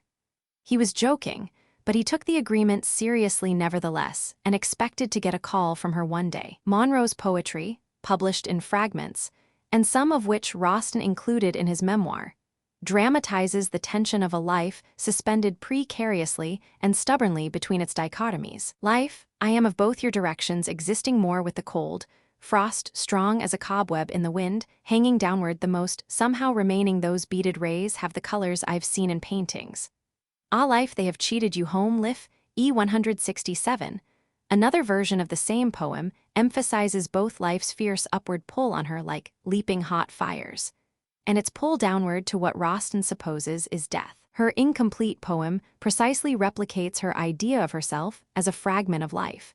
She is as unfinished and as unpolished as her verse. Strong as a cobweb in the wind is suggestive of both her delicacy and her stamina, which somehow endure, remaining as projections of nature. The image of beaded rays is elusive.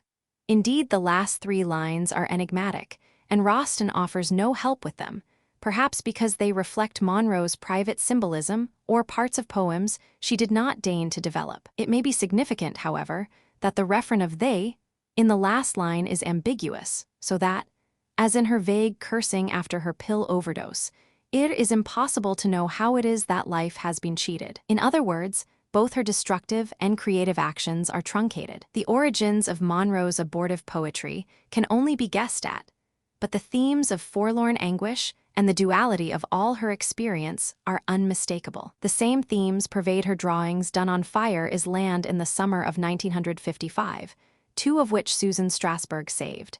In one, with quick, round lines depicting a feline, sexual grace and movement, she had done a self-portrait. The other was of a little Negro girl in a sad-looking dress, one sock falling down about her ankles. I thought that was a self-portrait, too, of Marilyn's hidden self.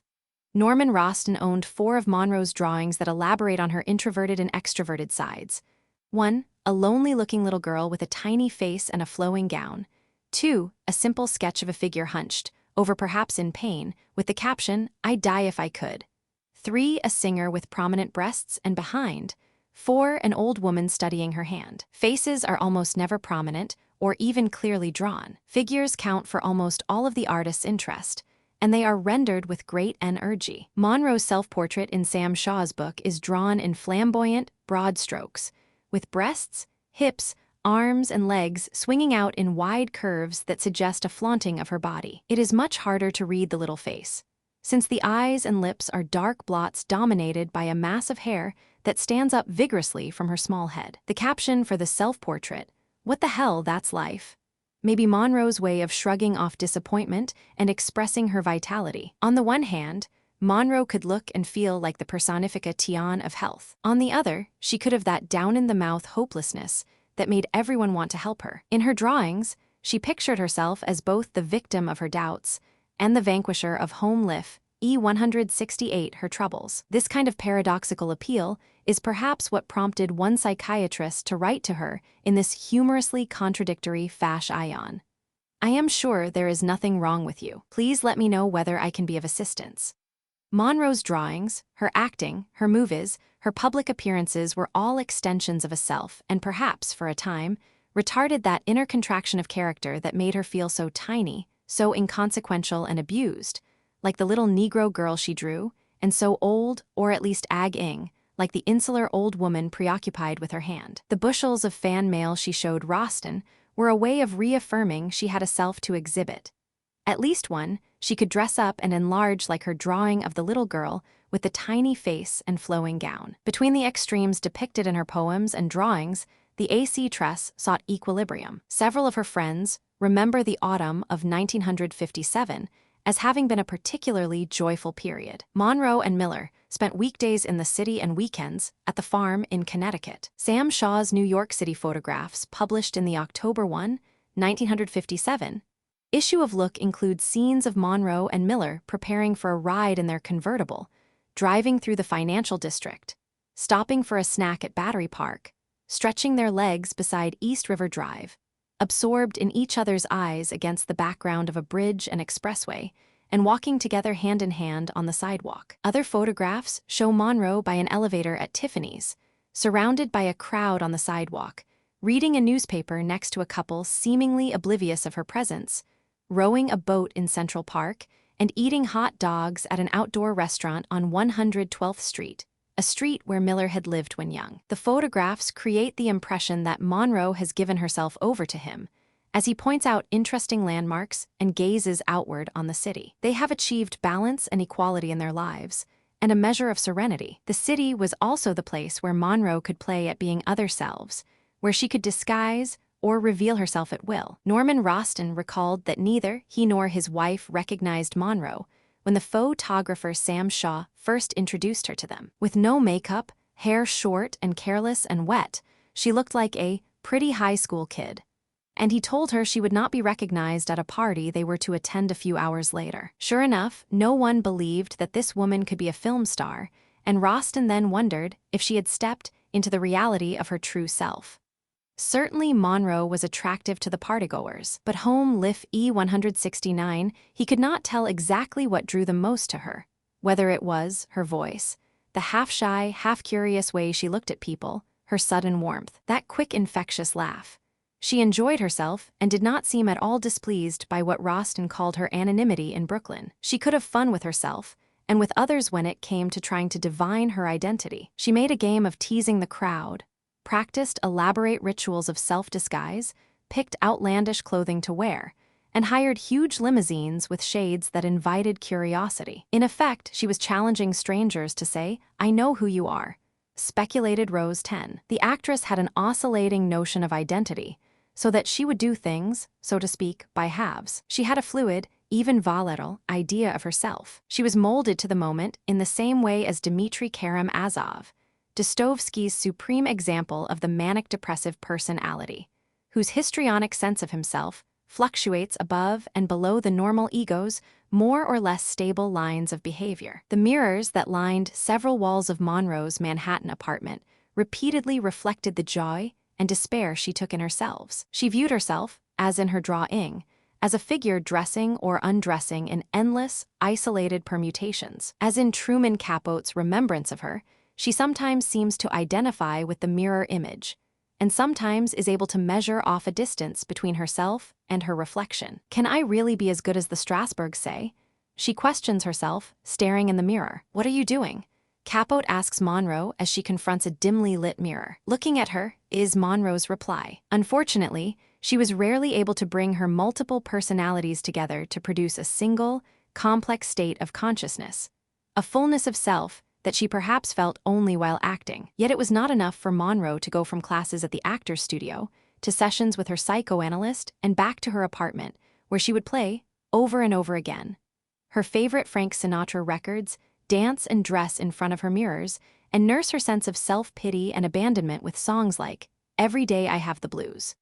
She found solace in the songs and in her social life with the Strasbergs and the Rostons. With these people, especially in their kitchens, she could indulge in homely pleasures, feel neighborly, and surround herself with a small community of friends. Kitchen Notes, a chapter in Fragments, reveals her domestic side, her interest in decorating, entertaining, and cooking. Home Life E170, but Monroe had trouble making herself happy apart from her Who's band, her friends, and her roles. She could not please herself, for she lacked a firm core of ontological security, to use R.D. Laing's terminology. Her behavior resembled Laing's view of the schizoid's lack of an overriding sense of personal consistency or cohesiveness, and therefore she spent most of her time simply trying to keep herself intact. Or, as Laing puts it, the ontologically insecure person is preoccupied with preserving rather than gratifying himself. The ordinary circumstances of living threaten his low threshold of security. Monroe's life with Miller was as solid and dependable as any she ever had, and yet the very matter-of-factness of it upset her, drove her to her mirrors to live, sometimes like the schizoid, in a world of her own. It's you I hate to lose. Every Day I Have the Blues says, and Monroe may have had the schizoid's wry that, in Laing's words, the world of his experience comes to be one he can no longer share with other people. In spite of all their shortcomings, movies were still a bona fide way for Monroe to share at least part of herself with other people. Miller seemed to appreciate movies in that way, for he urged her to face the cameras again, in the hope that she would come to herself in the concentration required to perform for them. He was particularly anxious to go forward with his screenplay of The Misfits, a draft of which he finished sometime in the spring of 1957, and which he would continue to work on for the next year. In the meantime, Monroe decided to take the role of Sugar Cane in Billy Wilder's Some Like It Hot, which would be ready to start shooting in the summer of 1958. Miller's counsel carried more weight than ever, since Monroe publicly announced on April 11, 1957, her intention of breaking with Green. She felt he had misinformed her about contracts and made secret commitments. Their partnership was legally dissolved in April of 1958, after 2 years of working for the critical acclaim that still eluded her. Bus Stop had been a triumph, and she had outshone Olivier, but she measured Green against the grander goals he had promised to achieve. Her bitter disappointment bewildered Green, who had devoted himself to her career. Miller would find himself in a similar position a few years later, when her fondest hopes for their marriage and the Misfits collapsed. From the spring of 1957 to the summer of 1958, however, Monroe and Miller were busily involved in a joint career. She could still imagine that they were creatively inseparable, as the cast and crew of the Misfits was assembled in nearly magical order. John Huston, her ideal director; Home Life E171 Clark Gable, her romantic childhood image of her father and a Hollywood king; Illy Wallach, a friend and actor's studio stalwart; and Montgomery Clift, who was so like herself, Monroe thought. She asked Frank Taylor, an old friend of Miller's who had been one of the first to hear the author read his screenplay, to be the film's producer. With the interim prospect of working with Wilder, a director she admired enormously, Monroe believed she had the elements that could coalesce into a unified persona and career. The Strasbergs believed in Miller's script and were already preparing her for one of her greatest performances in Some Like It Hot. She also held on to the hope of another pregnancy. Perhaps her self-fulfillment was not so far away after all. Chapter 11. Impersonations/Repetitions. August 1958 to June 1960. What am I afraid of? Do I think I can't act? I know I can act, but I am afraid. I am afraid, and I should not be, and I must not be. On August 4, 1958, the first day of shooting Some Like It Hot, Marilyn Monroe arrived on the soundstage with her usual assortment of associates, which included not only her Who's band but her own hairdressers, makeup man, press representative, a maternal dramatic coach confidante, and untitled others.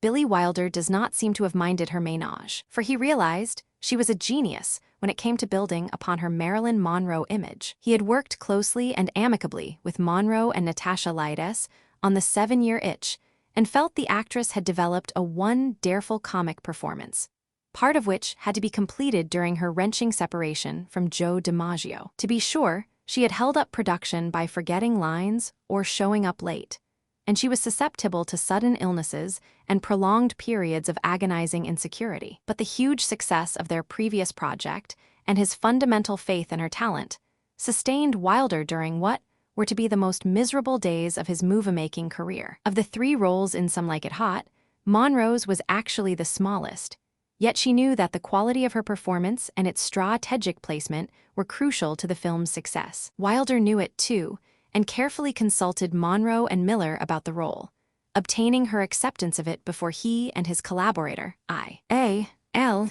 Diamond, screenwriter of Love Nest, finished the screenplay. Monroe was also courted by Impersonations/Repetitions 173 her co-stars, Jack Lemmon and Tony Curtis, who were most charming in the early stages of the planning and filming. Billy Wilder told Curtis that Frank Sinatra had been Monroe's first choice for his role. In an April 3, 1958, meeting with her powerful agent, Lou Wasserman, she said she did not like Curtis for the part, and that with Billy Wilder, 1959 Impersonations/Repetite Ions 174, she was waiting for Sinatra to enter the picture.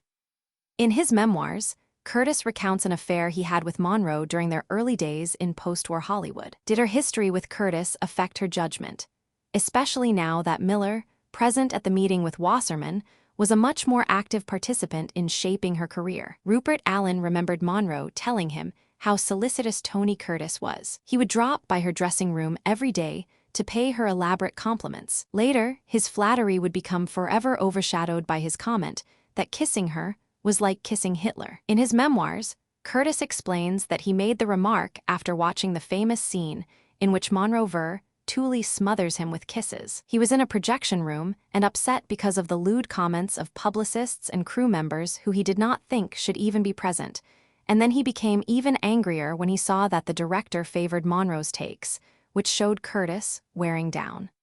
As he exited the room, the question was shouted out, and he answered, "What do you think it was like, buddy? Like kissing Hitler?" Jack Lemmon remembered that at their first meeting, Monroe grabbed him and kissed him. He couldn't imagine feeling more wonderful. Like Olivier during his initial encounter with the actress, Lemmon was delighted by Monroe's sweetness and charm. She impressed him with her thorough knowledge of the parts he had played and by her critiques of each one. He was stunned. She had him right in the palm of her hand, he confessed, so they got along beautifully, and he admitted that he really loved Marilyn very much.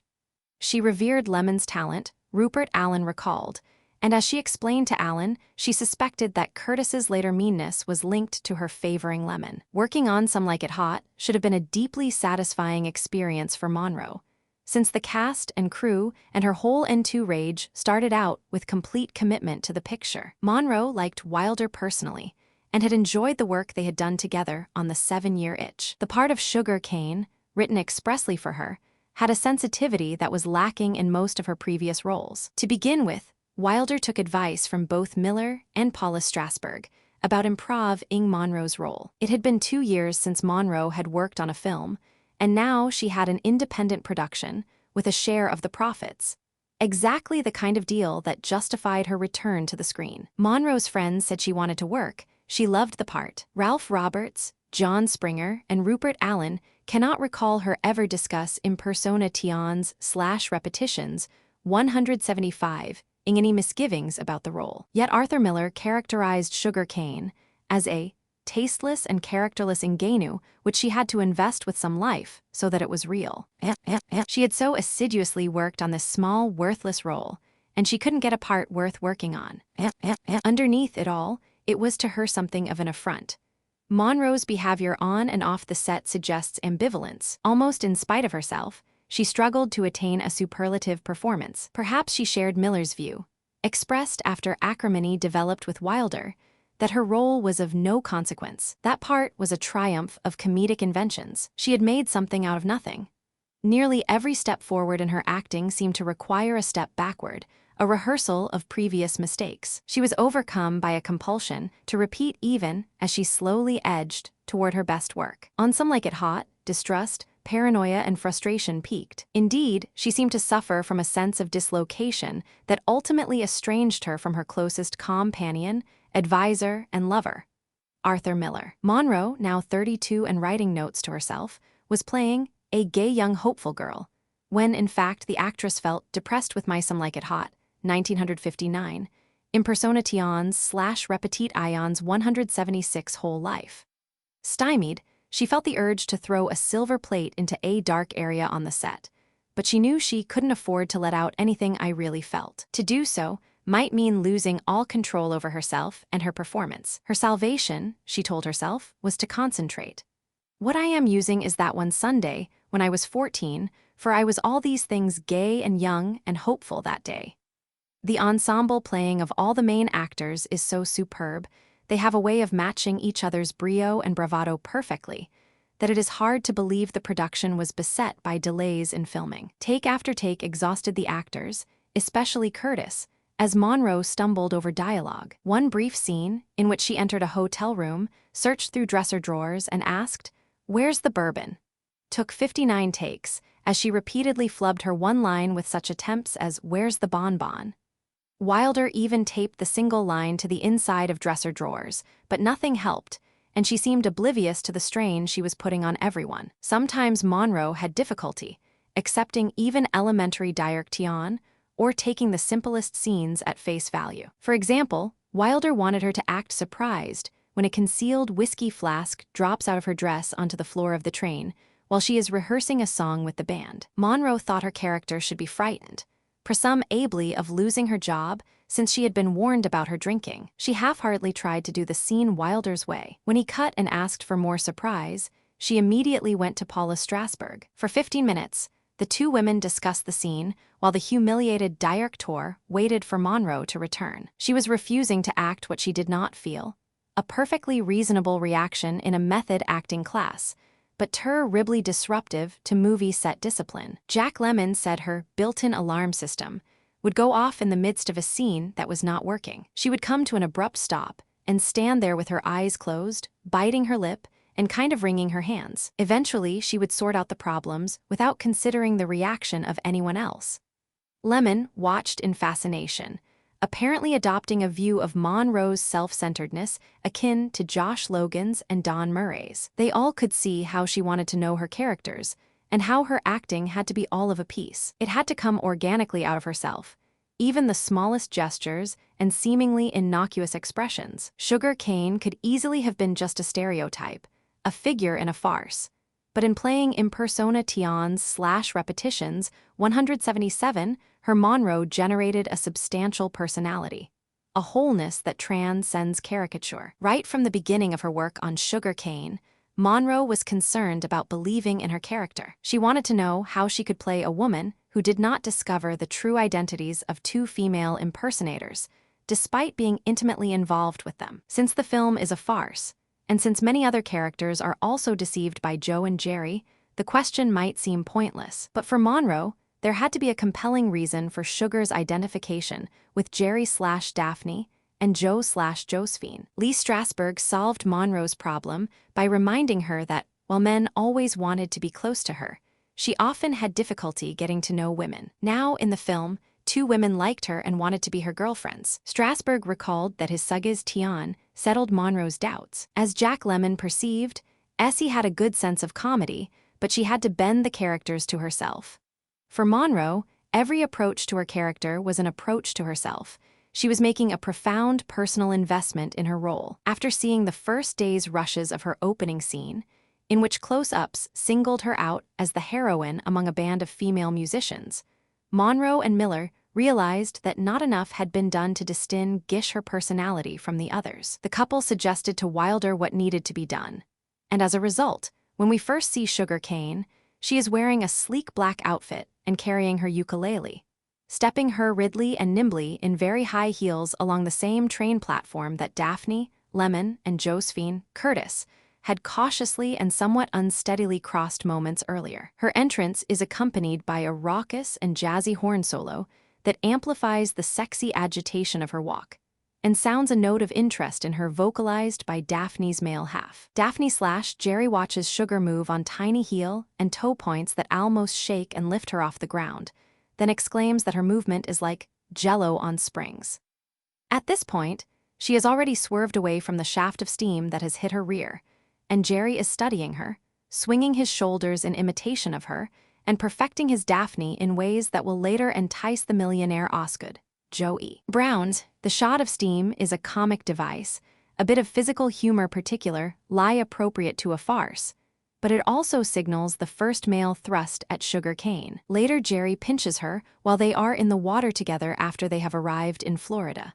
A trick he says he picked up from Osgood, impersona Tians/repetit Ions 178 in the hotel's elevator. Finally, there is the steam on Joe's glasses during the seduction scene when Sugar has knowingly made him hot. Also, the blast of steam neatly diverts Joe and Jerry from their previous concern. At a stroke, as it were, they are no longer simply running away from Spats Colombo and his gang. They are now chasing Sugar, who is as innocent and unsuspecting as they were when they became witnesses to Spatz's St. Valentine's Day massacre of the Stooley Toothpick Charlie and his gambling associates. For the film to be able to withstand so much counterpoint between male and female experiences without seeming just a clever contrivance, the first scene with Sugar has to carry a special charge, catapulting the characters and the audience into an outrageous new realm in which male and female role reversals are not just accepted, but welcome. As Jerry playing Daphne, Lemon takes on many of Sugar's characteristics.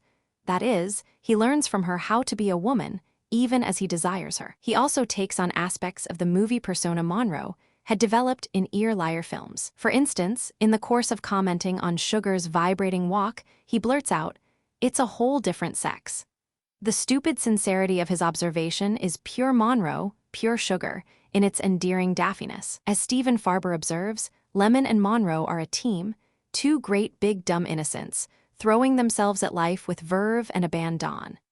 At the same time, Lemon as Jerry/Daphne is never entirely feminized, for the actor also parodies the comic mannerisms of Joe E. Brown Osgood, especially Brown's wide-open, fulsome, aspirated laugh. Lemon latches onto Monroe as the female complement to his Char actor, in the same way that Brown romances Lemon playing Daphne. Similarly, Tony Curtis is both the suave male lover impersonating Cary Grant and the sisterly Josephine, who comes on like Jane Russell, big and sassy.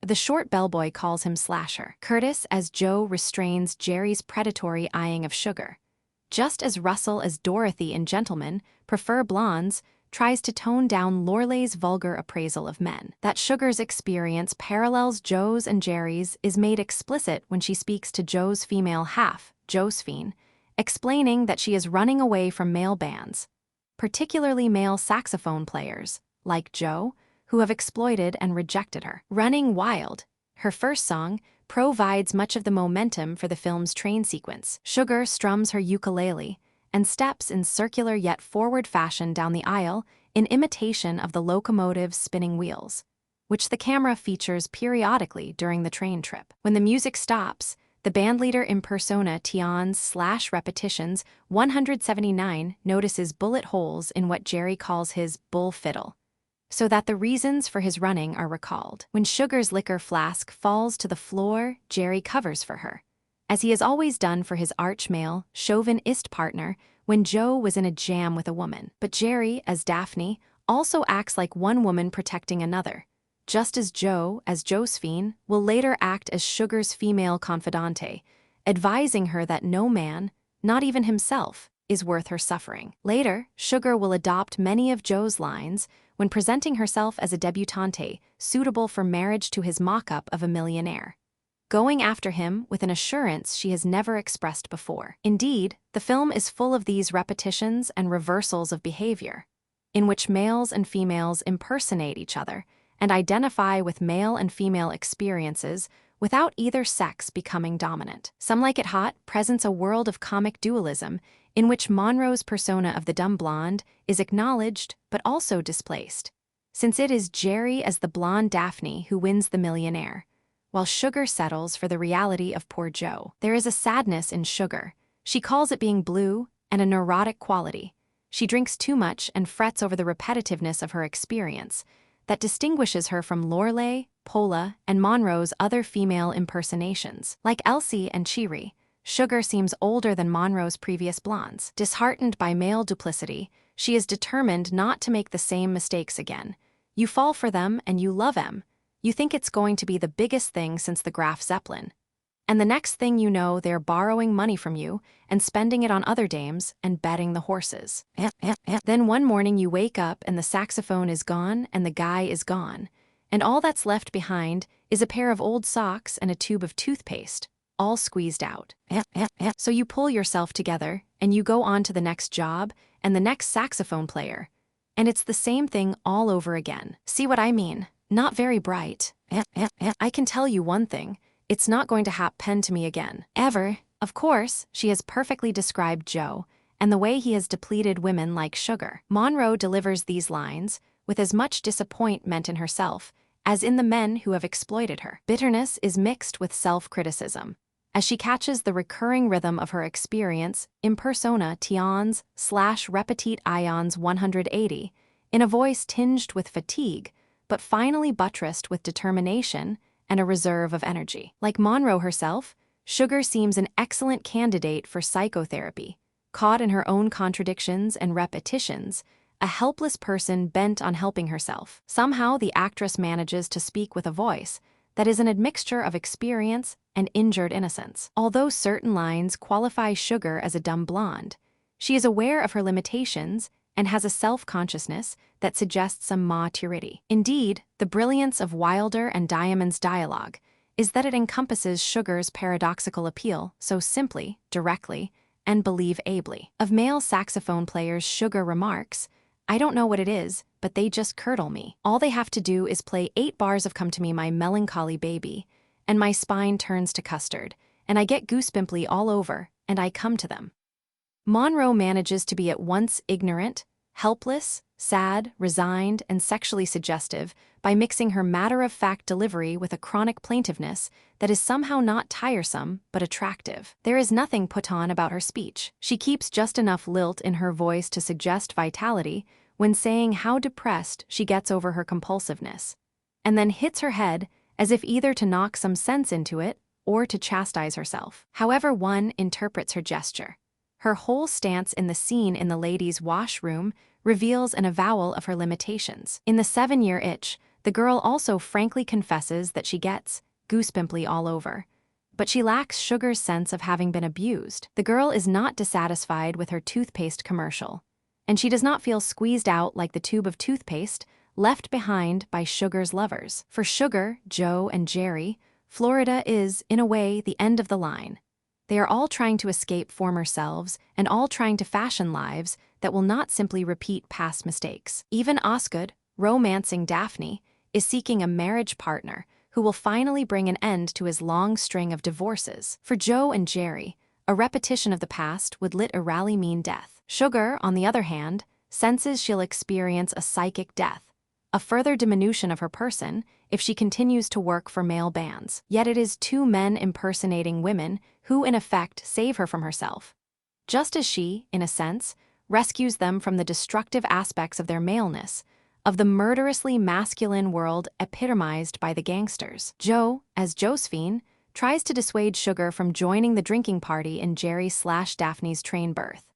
A impersonation/repetitions 181 party that began with Sugar's simple wish to thank him/her for protecting her by pretending to have dropped the whiskey flask that would have cost Sugar her job. At the same time, of course, both men are desperately trying to figure out ways to seduce her. Their predatory attitude, gradu ally, changes as they are put in her place. Thus Sugar says to Jerry, "If it hadn't been for you, they would have kicked me off the train. I'd be out there in the middle of nowhere, sitting on my ukulele."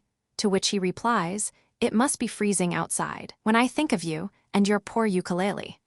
As he empathizes with her, he recapitulates her experience as his own, which in a way it is, since before getting on the train he had been out in the cold with his bull fiddle looking for work. All the same, of course, as Jerry he wants nothing more than to seduce Sugar.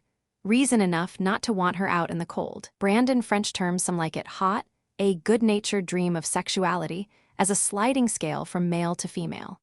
Her phrase-making is particularly apt, considering the way Lemon modulates his voice between high and low pitches so that it often cracks somewhere between male and female registers. Similarly, Curtis drops his voice on the word really when he learns Sugar goes for male saxophone players, and Sugar roughs up her voice to say, "Some like it hot," when she describes the jazz the female band plays. This variety of voice and music, from Sugar's coy boop boopy doop song to the mellow bass and brassy horn solos, provide contrasts of character not equaled in any of Monroe's other films. Unlike Monroe's previous leading men, Lemon and Curtis are forced to warm up to her character before they can try to possess her. Jerry, as a woman, has to allow Sugar to snuggle up to Daphne without making advances. His restraint puts him in a fever, and Sugar tries to rub the chills out of him. Similarly, Joe discovers that Sugar will not be responsive to his usual male saxophone player ploys, so he behaves like a girlfriend, sharing his lipstick with her, and like a mother, offering tender, supportive suggestions. In his impersonation of a millionaire, he remains passive and cool, preferring classical music to jazz, and inviting Sugar to help him recover his potency. In these hilarious scenes, Sugar is, indeed, the source of energy as well as the fulfillment of male sexual fantasies. She is like Monroe's past screen personas, but she is also more maternal. She is more suggestive of life's vibrancy than they ever were. Once Sugar thinks she has found her millionaire on the beach, one who is quiet, bespectacled, intellectual, like the girl's ideal man in the impersonation/repetit ions 182 7-year itch. She manipulates him in the same way Joe has manipulated women. Like Joe, she even uses Jerry/Daphne as her straight man/woman when she wants him/her to support her pretensions. Sugar, this is my friend Daphne. She's a Vassar girl. Jerry, I'm a what? Sugar, or was it Bryn Mawr? The more Joe puts on his act as aloof millionaire, the more Sugar plays her part as a high society girl, so that her naive parody of a debutante is the exact equivalent of his simple burlesque of the rich. One caricature begets another. This coupling and recoupling of characters, Sugar with Daphne, then Sugar with Josephine, then Sugar with the millionaire, is also an escalation of impersonation that reaches a crisis when Jerry/Daphne decides to expose Joe by dashing back to their hotel room with Sugar before Joe can return from the beach to change back to his Josephine getup. When Jerry/Daphne and Sugar arrive, however, Josephine is already in a sudsy bath, singing Sugar's song, Running Wild. Both figuratively and leader ally, Monroe's male co-stars assume her role, and it is the role-playing itself that is actually exposed when Sugar leaves the room and Josephine/Joe/Shell Oil millionaire all emerge from the tub. The figure wears Josephine's wig and makeup, the millionaire's blazer and white pants, and Joe's formidable anger as he makes Jerry back away and dumps his yacht-ing cap full of water on Jerry's head. Thus, Joe douses Jerry's rebellion against him, and they are no longer rivals for Sugar's love. Now a new act is created in which Jerry as Daphne will woo the millionaire Osgood and help Joe win Sugar by getting Osgood out of the way, so that Joe can entertain Sugar on Osgood's yacht. These plot changes prepare for a reversal of emphasis that puts Monroe's character in charge of the action. As in The Prince and the Showgirl, when Elsie begins to dominate the Grand Duke by using the very same seductive tactics he used against her. Midway through the film, the Grand Duke feigns love-struck humility to engage Elsie's sympathy, and then reveals a genuine ineptness and awkwardness as she turns his tricks against him. Similarly, Joe feigns sexual immaturity. He calls himself Junior, and an ineffectualness that proves to be somewhat real when he has trouble with the gears on the small boat he has to drive in reverse to get out to the yacht. He also fumbles around the yacht, opening the impersonations/repetitions 183 with Tony Curtis in Some Like It Hot, 1959. Impersonations/repetit ions 184 Wrong Doors, and generally acting as blind with his glasses on as Paula acts with hers off in How to Marry a Millionaire. It is Sugar who finds the appropriate room for their tête-à-tête. At this point, Monroe takes over the film. After Junior relates his woeful tale about the causes of his impotence and the futile attempts to revive his sex drive, including sessions with Dr. Freud and a trip to the Mayo Clinic, Sugar asks him if he has tried American Girls. Like Elsie, she is presented as having a pure sexuality that will arouse even the most jaded sophisticate to an elemental and profoundly moving passion. Sugar is all over Junior, pressing her flesh against him, running her fingers through his hair, kissing him tenderly, then heavily from several different angles. Like the Grand Duke in the major love scene in The Prince and the Showgirl, Curtis's character reclines against plush pillows as Monroe softens him up, using her hands to hold and caress him, to shape him to her desires. Her head is above his, and he has to look slightly upward to follow her cue, like Lorelai's lover boy in Gentlemen Prefer Blondes. Then Junior's glasses slide down his nose, only to be removed as all his pretense of cool formality slips away. In response to her first kiss, he kicks his leg abruptly upward, in an erection reminiscent of Wilder's sexual signaling in The 7-Year Itch. After her second kiss, he loosens his collar. Finally, Monroe encircles him with her arms in the full heat of her kisses and pushes him further down into the pillows, almost smothering him with love. Surely the audience is enjoying Monroe, not Sugar.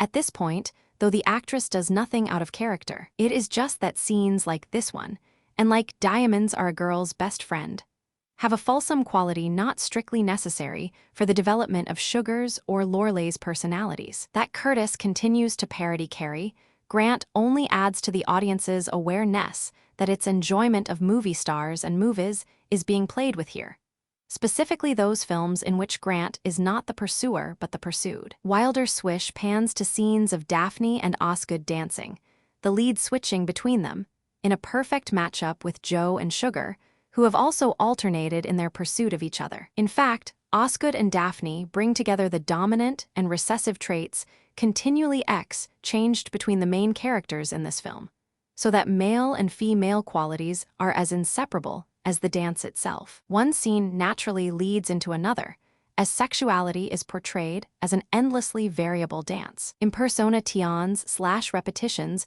185, for example, Junior/Cary Grant's remark that Sugar's passion has caused a tingling sensation in his toes recalls her rubbing of Jerry/Daphne's feet in the train berth, the earlier scene acting as a warm-up for her erotic ministrations to her millionaire. Sugar is fragile and poignant, lamenting that she will never love again, but she is also robust and receptive, a New World woman, as Sinyard and Turner say. Guided by her compelling candor and unpretentiousness, Joe sheds all his old roles and confesses his true sex by kissing her while he is still dressed as Josephine on the bandstand. It is the perfect way of exposing and accepting his contradictions, and of saving Sugar just when she thinks her bogus millionaire has departed to marry a rich woman. Her song, I'm Through with Love, as many critics have noted, shows Monroe at her best. She puts heartbreak in the lyrics and sings, as if on the verge of emotional collapse, a collapse that the actress,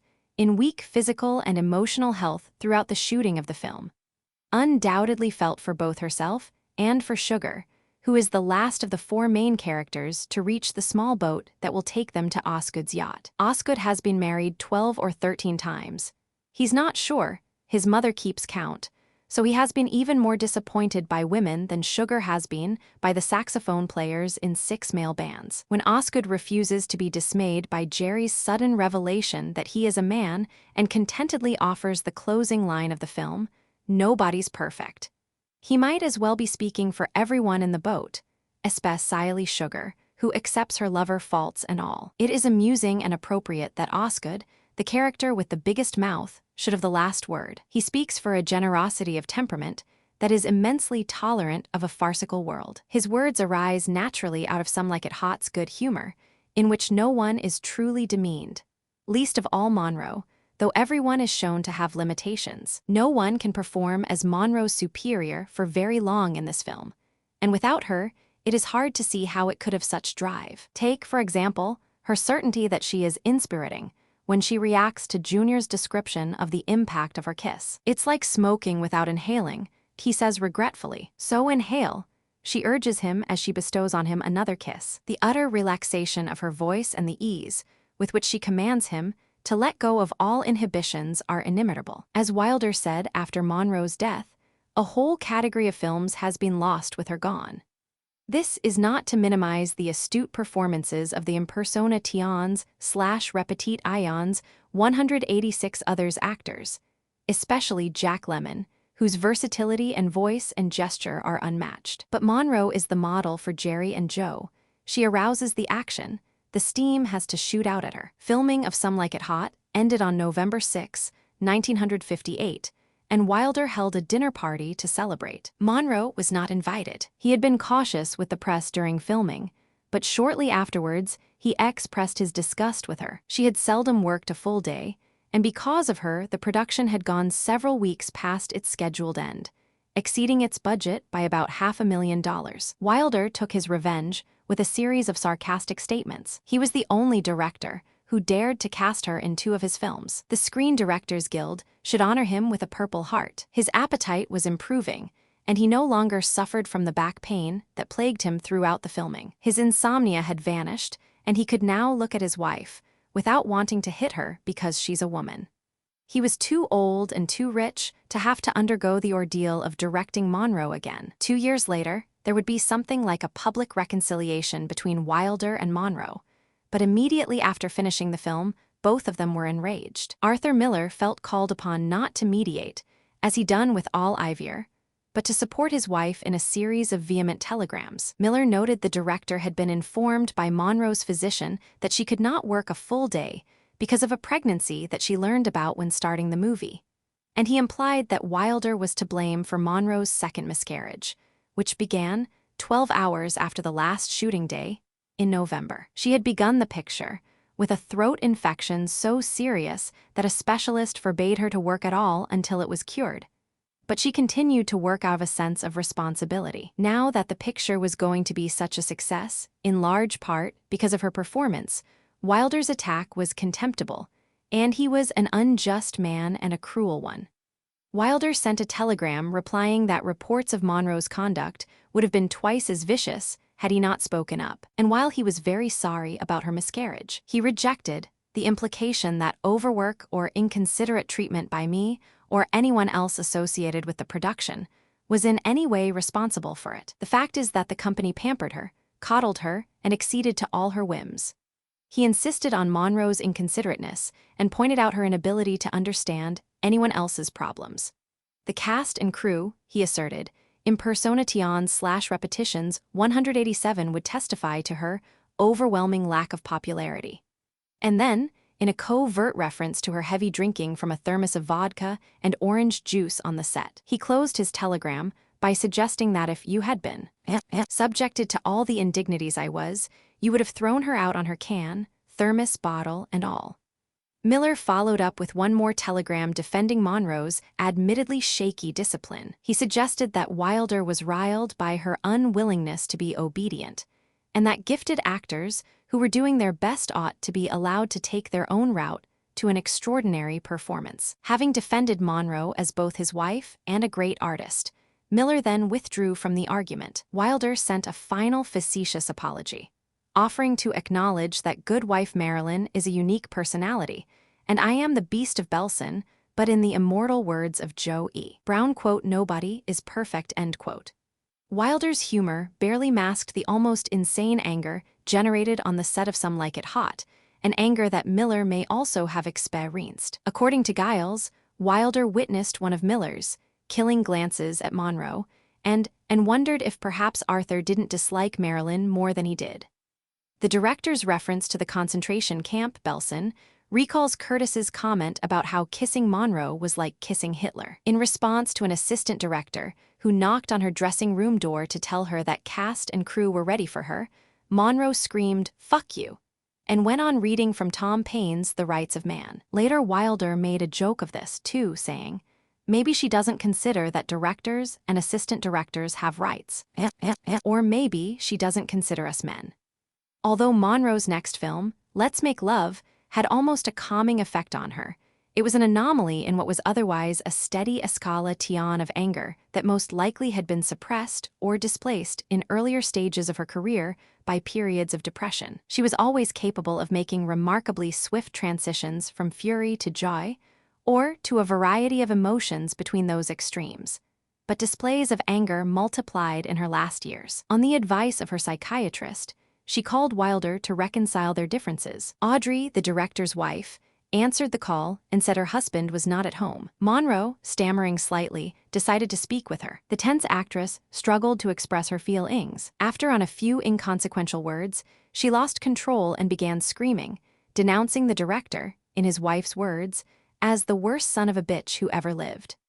Monroe wanted Audrey to tell him he can impersonate/repetit ions 188 just go and fuck himself. Fuck himself, fuck himself. Then she paused, regained her composure, and wished Mrs. Wilder well. Years later, in a section that was edited out of her life interview, Monroe called Wilder paranoid on celluloid. She seemed to be joking, but it is difficult not to believe that, like Wilder, she was half camouflaging her hatred. In 1968, he attempted to deflate her legend as a victim and martyr. "I am appalled by this Marilyn Monroe cult. I have never met anyone as utterly mean as Marilyn Monroe." The actress's wrath may have forced Miller to be uncharacteristically defensive with Wilder. Miller was accusatory in her accents, almost as though he were trying to maintain their bond by identifying with her sense of injury. Anything less than an expression of his total commit meant to her, she probably perceived as a rejection. Viewed in this light, he was also desperately combating her collapsing faith in herself.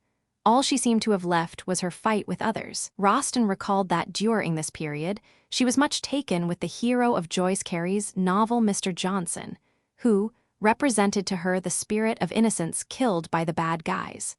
Marilyn would say it was them against us everywhere. The story, with its tragic ending, left a deep impression upon her. At precisely this time, Monroe began to lose much of her hope in Miller. Roston remembered that their evenings with friends were often played out in a facade of marital harmony. Miller was more and more living with her in the third person, as it were, an observer. In early November of 1958, the divide deepened between Monroe and Miller with the loss of their second baby in the third month of pregnancy. She had been elated to be pregnant again and had enjoyed performing during the beach scenes on Some Like It Hot because the sunshine and fresh air would be great for the baby. She took special precautions to avoid needless movement and tried to retire early every evening. When life was again stilled in her, she felt deeply inadequate and lost her equilibrium. The marriage held together, in part because Miller hoped to save it with the Misfits, in part because Monroe could not easily relinquish a helpmate and lover thoroughly bound up in her career and sense of herself. Miller would yet have a hand in choosing her next leading man, Yves Montand, and in rewriting dialogue in Let's Make Love, a commitment to Fox Monroe decided to honor before making the Misfits. Miller would have to fail her again before she could imagine life without him. In the winter of 1958-59, Monroe and Miller stationed themselves in impersonations/repetitions 189 New York City, where Monroe continued to study with the Strasbergs and make new friends, many of whom she first met in the Strasberg home, which served as a secure environment for actors and actresses coping with the rigors of performing. As Estelle Parsons observed, Lee Strasberg creates an atmosphere that forces you to open and draw the terrors out. This then creates a safety for you and you're comfortable with him. I've been terrified to work for Lee, but afterward I felt like a great artist, highly exalted.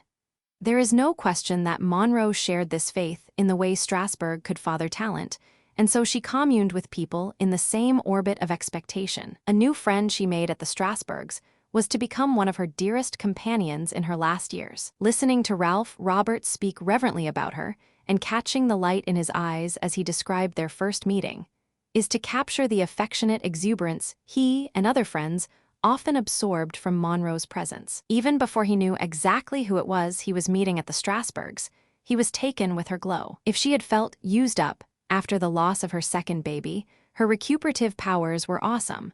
For Roberts's description of that first meeting makes her seem like the principle of light itself. Others, like Gloria Steinem, have similar recollections. Ellen Burstyn speaks of a photograph of Monroe at the actor's studio shot in a veil-able light, in which she shines against the darker background of other faces. Miller, in the December 22, 1958, issue of Life, penned a tribute to Monroe no less idealized than Roberts's. Beyond her presence, what Roberts seemed to remember most was her aesthetic appreciation of life. They took many long walks together in Brooklyn, in which she took an observant delight. They would occasionally act a scene together, talk over their mutual admiration of Todd's The Thinking Body, and discuss her curiosity about art. At one point, she even took a famous artist's painting course, copyright 1953. She gave Roberts a copy, bound in a large red book with her name stamped in gold on the cover. Roberts was an actor making most of his living as a masseur, and in that capacity, he would prove especially important in alleviating the AC truss's tensions. In some way, Monroe found it easier to confide in him than in others, because he was something of an alter ego. Roberts had a commanding physical presence, and yet possessed a quiet gentleness. He measured his words carefully and spoke slowly, sometimes hesitantly, as Monroe herself would often do. His sensitivity and vulnerability made him endearing to her, and may have become increasingly apparent as the impersonation/repetit ions 192 actors worked on a scene from Of Mice and Men. Roberts played Lenny, a role perfectly suited to his robust frame and mild demeanor. Monroe played Curly's wife, a beauty especially proud of her hair and desperate to attract the attention of men in her deadly dull environment. For some time, Monroe and Roberts struggled with the sense of the scene, with the frustrated woman who wants slow-witted but sensitive Lenny to understand her. Monroe kept feeling that they were not getting it right, that contact between the characters and between actor and AC Truss was somehow never quite established. Suddenly it occurred to her that that was exactly how the scene should be played, or, as she put it to Roberts, the fact that we aren't communicating is what it's all about. Monroe's earnest striving for insight made up a large part of Roberts's poignant memories. She never turned her powerful ability to be disappointed against him as she did against Miller, a fact Miller explained by calling Roberts one of those neutralized persons who never actually had to make a life with her. Unlike Miller, Roberts never had to function as her hero. On the contrary, he was Monroe's co-worker, and his services to her were therapeutic. Miller, however, was part of her plan of rehabilitation, a Lincoln-esque figure helping to heal the deep divisions within herself. After Some Like It Hot, Miller was still prepared to play that role, directly using his power as a writer for her glorification. Miller's writing about Monroe countered the public's perception of her as solely a symbol of sex. His language attempted to rescue her from becoming a cliché. He did not so much directly refute the popular conception of her as a passive, pretty package, a mass-produced commodity of sensuality. Instead, he emphasized images and metaphors that made her appear active, spontaneous, and creative. In the December 22, 1958, issue of Life, he published a brief text to accompany Richard Avedon's photographs of Monroe impersonating movie stars, in which her ability to enter into the artistic aspects of her assignment is apparent. Instead of just looking like stars of times past, Marilyn came onto the set, and a record player was started. Songs of the 20s burst forth. Marilyn aimed an experimental kick at a balloon on the floor. She said she was ready. Avedon yelled, "Go!" And she pursed her mouth around her cigarette sick in a Clara Bow pose, kicked a balloon, shot the fan out forward, and she made a world. I suddenly saw her dancing impersonations/repetitions 191 on a table. 100 Scott Fitzgeralds sitting all around her cheering, Pierce Arrow cars waiting outside, a real orchestra on the Stand the Marines in Nicaragua. We all found ourselves laughing. Her miraculous sense of sheer play had been unloosed. Suddenly she was all angles, Suddenly, the wig had become her own hair and the costume her own dress. In watching her work her metamorphoses from Theda Bara to Clara Blow to Jean Harlow, Miller was most taken by her ability to render different personalities, become alternate selves, and yet remain identifiable as Monroe. The creation of these doubles of herself was somewhat like the droll use of masking and mimicking employed in Some Like It Hot, except that here the actress was in control and could measure herself, one-to-one, against Avedon's still camera rather than having to contend with Wilder's motion picture. Later, the Misfits would nearly rip away her mask by coming very close to a literal presentation of the off-camera Monroe,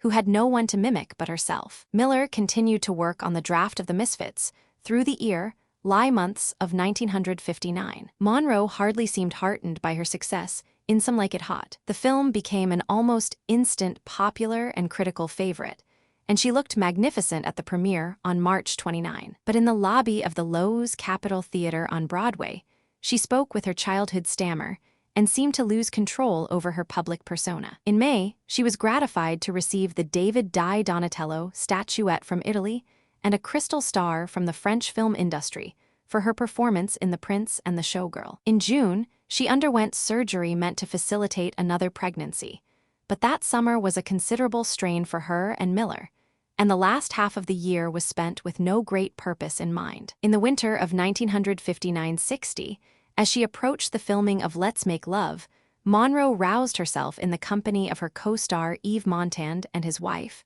Simone Signoret, who was the perfect model of the serious actress Monroe wanted to become. Signoret had all of Amy Green's polish and sophistication, and she was a professional comfort able with her work, sharing stories about it with Monroe without the slightest condescension. As Signoret put it, the women became friends and neighbors, occasionally cooking dinner together, having their hair done as they reveled in the hairdresser's anecdotes about working with impersonation/repetit ions 192 Jean Harlow, and enjoying a harmonious home life. Signoret discovered that Monroe had no stories to tell about her film work, but instead talked about Avedon's series of photographs for life as one of the highlights of her career. Signoret and Montand were providing the kind of backstage culture Monroe had always missed, and she readily fit into the foursome that assembled in adjoining bungalows in February of 1960 for the shooting of Let's Make Love. Miller admired Signoret and Montand's production of his play, The Crucible, and both couples shared basically the same political views. Miller had recommended Montand as his wife's leading man when Gregory Peck, dismayed that his co-starring role had been underwritten, bowed out of Let's Make Love. Signoret respected Monroe's courage in standing beside Miller during his congressional testimony, in spite of threats from her studio. Miller, with his deep sympathy for the underprivileged, and Monroe, with her acute memories of childhood poverty, easily identified with Montand's working-class background and his struggle for both his principles and his profession. He first caught Monroe's attention in his highly successful one-man show on Broadway, where he exemplified an elegance she was still striving to attain. Aspects of Montand, the man and the actor, parallel characteristics in both Miller and Monroe. By the same token, he may have represented those qualities in her husband that Monroe still wanted to admire: an earthiness and intellectuality that epitomized her democratic values and emotions. An article devoted to Montand's return to New York City for his one-man show describes his appeal in terms that apply equally well to Monroe. Throughout his whole life, he has attracted working people and intellectuals alike.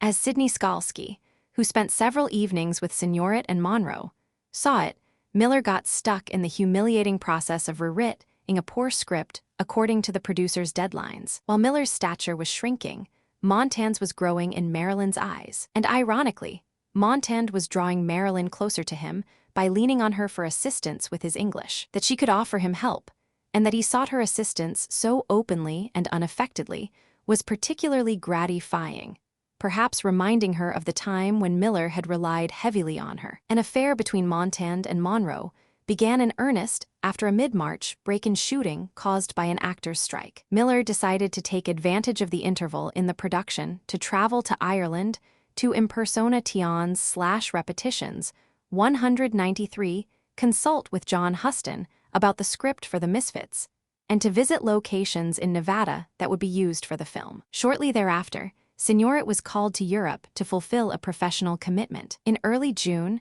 when filming of Let's Make Love was about half finished, Miller decided to travel east to be with his children, whom he had not seen in a long time. He could not have missed his wife's increasing reliance on Montand.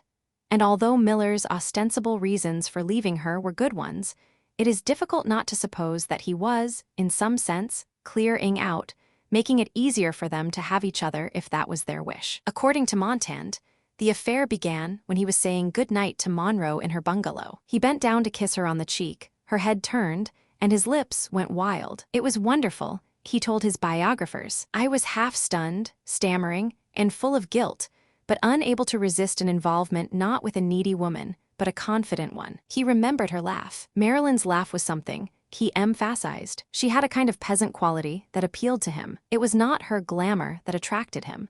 She had no need to check the seam of her stocking to give you ideas. When she talked about the rain or the Monroe and Montand, 1960, impersonations/repetit ions 194 fine weather or the cafeteria menus, she had the same power.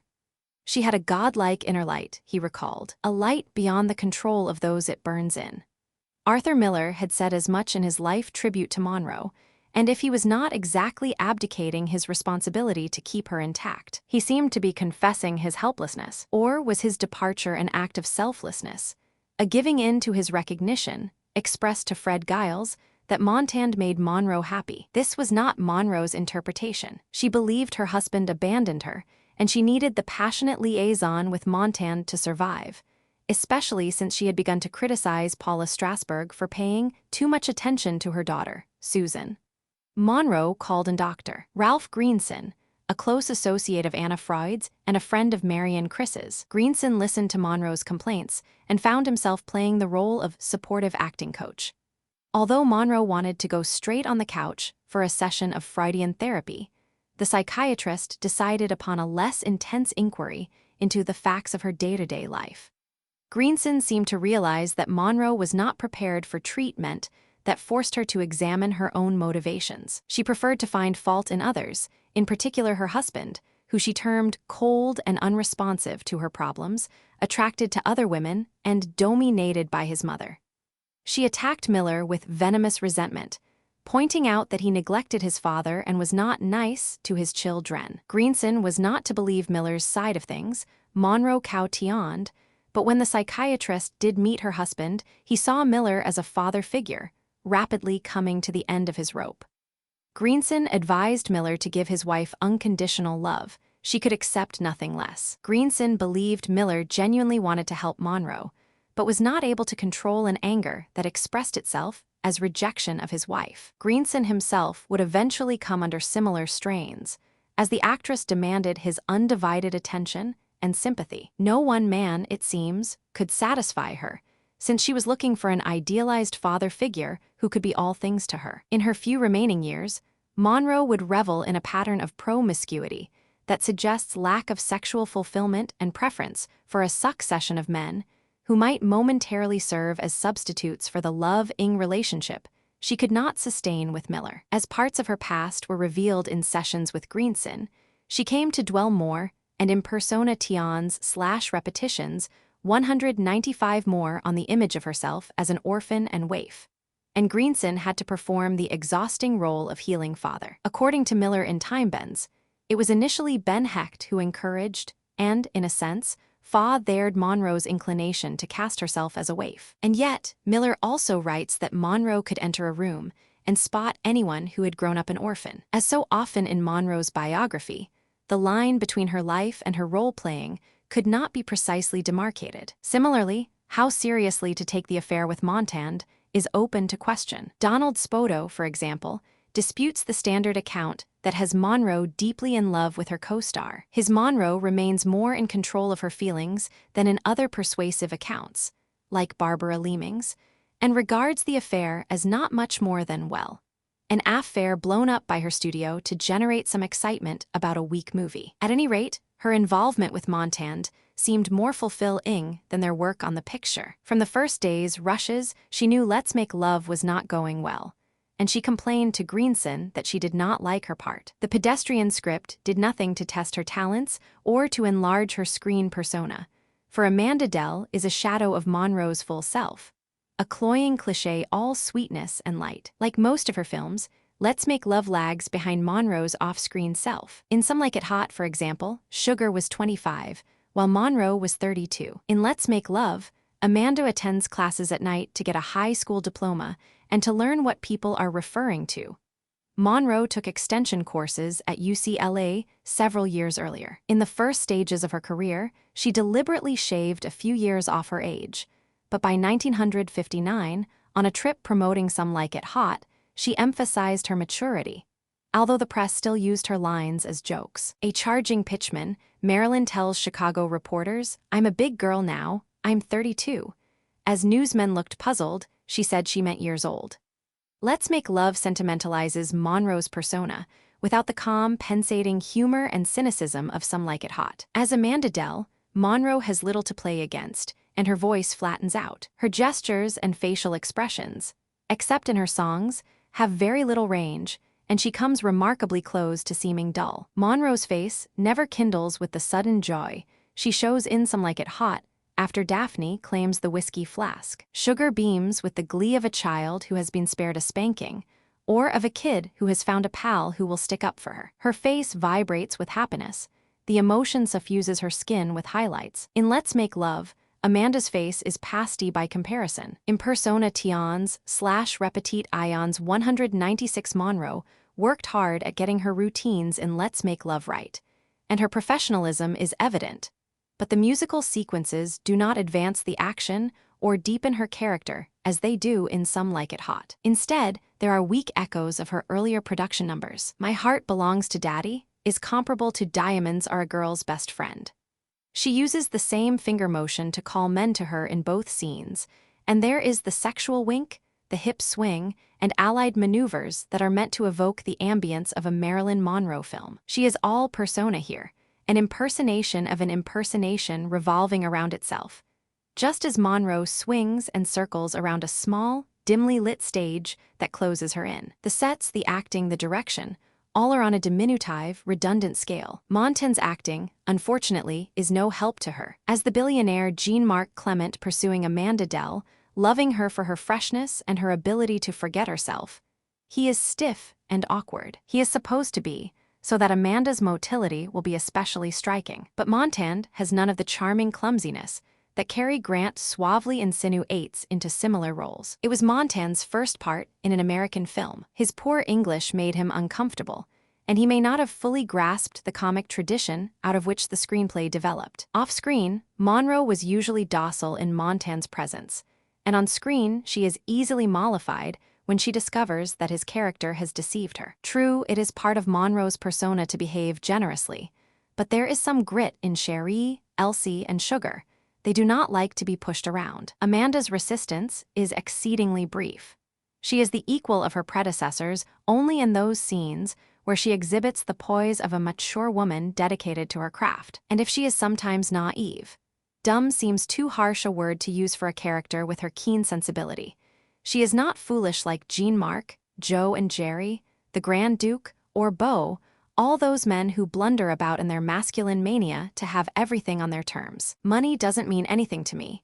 Amanda avers, an accentuation of feelings Monroe also held. The male coarseness of A World of Gain repels the female who is famous for all she has to give. During the early stage of production, before she left for Europe, it was evident to Simone Signoret that Monroe did not like her job very much. And along with Montan, she attempted to keep the actress in good humor while Miller was away in Ireland. After one late-night session of tale-telling, in which Monroe gave Signoret the impression of a kid whose in persona Tions / Repetitions 197 delaying the moment for lights out, Monroe failed show up at the studio the next day. At first, Montan and Signoret were simply concerned to get her back to work. Then they and everyone at the studio became scared, as Monroe refused to acknowledge efforts to contact her and acted as though she were dead to the world. With considerable irritation, Montan slipped a note under his co-star's door, denouncing her capriciousness in hopes of rousing her to work. After a full day and evening of her absence, Miller phoned from Dublin, explaining that his wife had called him to confess that she was ashamed and did not know what to do. At Miller's instigation, Signoret knocked on Monroe's door. Suddenly she had in her arms a weeping girl who kept saying, "I'm bad, I'm bad, I'm bad. I won't do it again, I promise." All was forgiven, and it even became a joke with them. She phoned Dublin so that Dublin would phone her next-door neighbors. In retrospect, Signoret regards that lost day somberly, seeing in it an alarming similarity to Monroe's actual death, an event that did not surprise Signoret when she first heard it announced. She wondered when Monroe had started to be angry with herself in that silence, that false death. The actress seemed paralyzed, losing contact with the outside world and feeling absolute despair about reuniting the broken parts of her life. As Fred Giles remarks, her life seemed more and more like a series of endings. The threefold repetition of "I'm bad" and the promise not to do it again sounds remarkably childlike. Like all children, Monroe would do it again, would feel she had disappointed others by not meeting her obligations, by not acting like an adult. Earlier, on the set of The Prince and the Showgirl, she had sent for Dr. Chris after learning of Miller's disillusionment with her. Monroe, angry with herself for disappointing others, was out of control on her lost day, which was expressive of her lost life, or of a life late in arriving. She articulated her biography as a Freudian fate sealed in childhood. Freud stresses that loss of love and failure leave behind them a permanent injury to self-regard in the form of a narcissistic scar, which contributes more than anything to the sense of inferiority which is so common in neurotics, who are unable to accept themselves. In May 1961, Dr. Greenson wrote of Monroe to one of his colleagues, expressing how appalled he was at the emptiness of her life and at her almost total lack of objectivity. Even when he saw signs of improvement, her narcissistic way of life troubled him, and he wondered how deep and lasting her recovery would be. In Persona Tions / Repetit Ions 198, Monroe knew that somehow her anger had to be contained, or she would surrender to the madness that put her mother and grandmother in asylums. After completing Let's Make Love in June, she moved almost immediately to the set of The Misfits. Like a zombie, she dragged all of her discontentment along with her. She was in despair about her ruined marriage, about her career, and maybe about the inconclusiveness of all her therapeutic efforts. It would take more than The Misfits, meant to be the film of her life, to revive in her even a semblance of wholeness. Thank you for listening to Blur. If you enjoyed the story, don't forget to like, subscribe, and share for more immersive audiobooks.